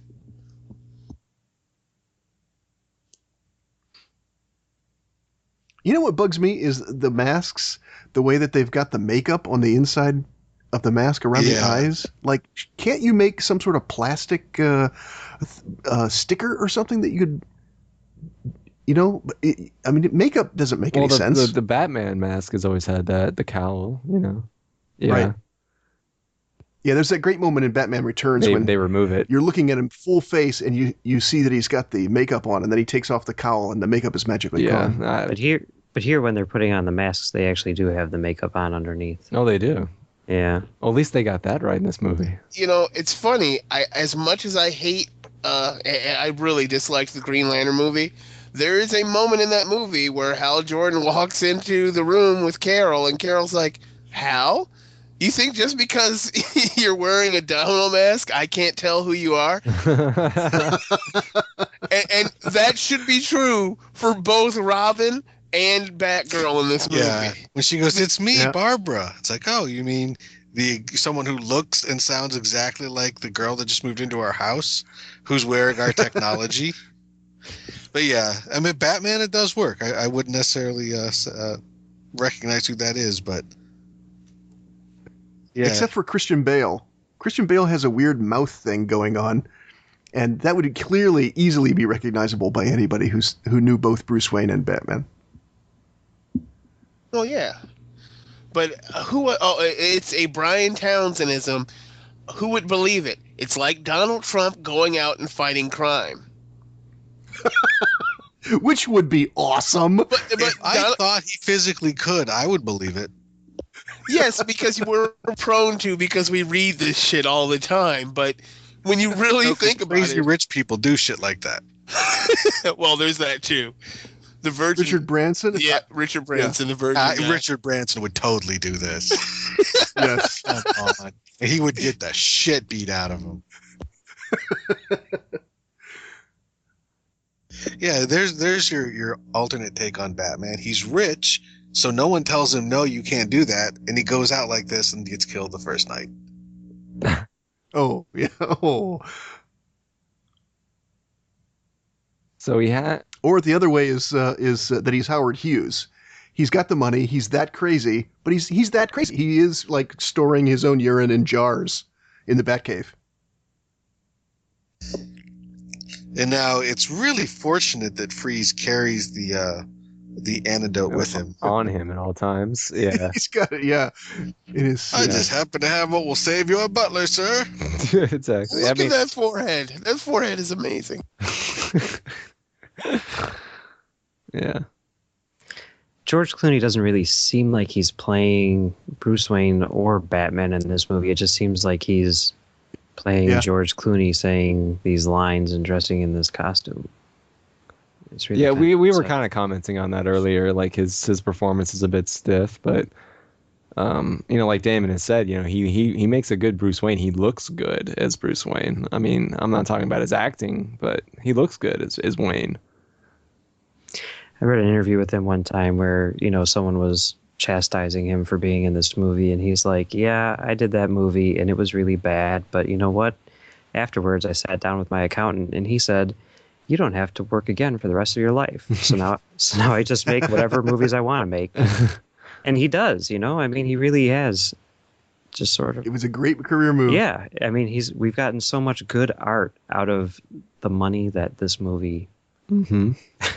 Yeah, he owns up to it. I mean, he knows what he made. I mean, that's a good outlook. That's a good attitude to have. And I think the failure of this movie, and a lot of it, I think being correctly identified as the failure of just the direction in general, I think does pave the way for a radically different Batman and Batman Begins. I mean, they said, okay, going this direction did not work. This is not what people wanted. And sure enough, the opposite of this is Batman Begins. Yeah. So this movie's existence is a good thing. In a manner of speaking, yeah. That doesn't mean we have to watch it. Everything serves as a lesson. Well, it's like we have to have a bad day in order to recognize what a good day is, and if every day is a sunny day, then what's a sunny day? I mean, you got to contrast the good with the bad somehow. It's funny how people will often call this movie, saying that this was kind of like the death of this particular cycle of the comic book movie. But this was 97, and it's only is Blade 99 or 98, and X-Men's right after that. So there's really not that much of a gap. Just like people said that about Superman 4, and yet Batman's a year later. So there's really been a pretty continuous stream of superhero movies since Superman, and there's just Superman 4 was like 88. Yeah, that was 1988. Wow. Batman was 89. So it dies and comes back a year later, and we've just been kind of lucky that we've had a pretty solid streak from, I think, Blade to the present of good stuff. Yeah, that's true. See, why does Freeze carry the cure for stage 1 on him? I mean, his wife doesn't his wife have like stage 3 or something? Yeah, I will carry this cure that I do not require. Exactly. Why does he? I mean, okay, yeah, maybe the convenience he has it with him, fine. But why would he? She doesn't even need. It's useless to him. Why would he? Right. Yeah, it's just I thought maybe it served another purpose, like it somehow did something to power his suit or something like that as well. Maybe it's delicious. Yeah, that could be too. That would make just about as much sense, probably. Yeah, and that's that. Go ahead. Or the compound is just the beginning stages. It could appear 1 and 2, and he just keeps working on it when he's not trying to steal diamonds to power his suit. Just in those few minutes while he's waiting. Let me tinker with this a little bit more. I got it here. See, look, they're setting it up. There was going to be a Batman triumphant. They're laying the groundwork. Oh yeah. Yeah, she definitely needed her own movie. They're laying the groundwork, for the next movie right here, and it never came to pass. Partners. I almost want to see that movie. Oh, God. Yeah, it could have been a good movie. Not with Chris O'Donnell, please. What are the villains? Let's see. Oh, well, the villain? They were talking Scarecrow? about Scarecrow. Yeah. Yeah, right. Yeah. Okay. Scarecrow. Let's see. I want Man-Bat. You know what? Scarecrow and Man-Bat actually work pretty well together in this type of universe. Because they're both kind of mad scientists. Well, that was Batman and Robin. Yep. If you are still listening, I commend you. Because like we said, this movie isn't meant to be, I don't think, taken in one dose. You got to take a little bit here and there at a time. Watching it all the way through it takes a little bit of effort. Yeah, I did not realize that until I sat down to watch it beginning to end for this. I was quite surprised. Yeah. I loved the movie a lot more last week than I do today. I know exactly what you mean. It was a struggle. I'm like, wow. It's just like 20-minute segments, and that's it. Anything longer than that, and it starts to hurt. And what I'll often do for these is, watch the movie, and then I'll sometimes listen to the commentary by the director or whoever, if there is a commentary on the DVD, just to fill in, because there's a lot of interesting information, and sometimes while watching it, questions come up, and it's just an easy way to do research instead of like going to the Wikipedia page, which is what I might otherwise do. But with this, I actually started the commentary and I got about 15 minutes in, and I had heard it before, and I just went, I don't need to see this again. I'm going to have to watch it one more time, and that'll be good. But the behind-the-scenes stuff on this DVD is actually quite good. They're very candid about how much they messed up with this movie. Yeah, I mean I actually like the fact that that nobody involved in this has really been kind of like, what's wrong with you? This was brilliant. They all just kind of went. I mean, there's been a lot of, wasn't my fault, and a lot of people actually taking the blame where I think blame was not necessary. I don't blame Clooney for any of this. That's what he did his job here, I think. But there was just a lot of pressure to deliver a movie that ultimately was not going to be successful. I mean, I think they got the movie they were shooting for. They just didn't. The public didn't want this movie. Mm-mm. Well, how about you, Derek? Do you have any closing thoughts? The more I watch it, the more I enjoy it. But I don't think I'm ever going to completely enjoy it. Yeah. Okay. I know what you mean. Yeah, I understand. How about you, Mike? Schindler. Sorry. So the more I watch it, the more I hate it. But I don't think I'll ever completely hate it. Okay. Okay. But I'm going to come pretty damn close really soon. Okay. Damon, do you have anything else to say? How can you just have to let go. Just let go and why? Because I used to hate this movie. I used to think it was really bad. Oh. But I would always get into that. But I honestly do believe that the third one is the worst film for me. Because I don't like the portrayal of the Riddler or Two-Face in those movies. Because they don't feel right to me. They just don't feel right. And this one, it's goofy. The third one is a mix of the Burton style and this style, and it just doesn't work for me. Mm-hmm. So maybe if I go back and watch it now, I'll be able to laugh at it. Because, there's some ridiculousness in that. Like Alfred letting Nicole Kidman into the the Batcave. She must have sucked him off. That's all I'm saying. Oh no, that He's didn't happen. Batman. Oh, sorry. Oh boy. Mr. Ortiz, did you have anything else? No, I mean, I still stand by my enjoyment of large portions of this movie.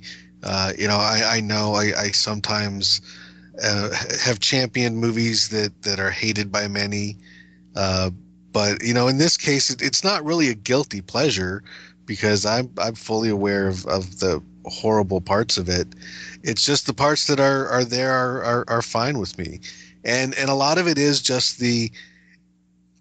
For me, Batman is a character that can survive a lot of interpretations, and a very interesting and I think completely coincidental pattern happens with the Batman movies. And I think the first Batman movie is very, very much like Batman in his first appearances. It's very raw. It's dark, but it doesn't really know what it's doing. It hasn't really fully formed.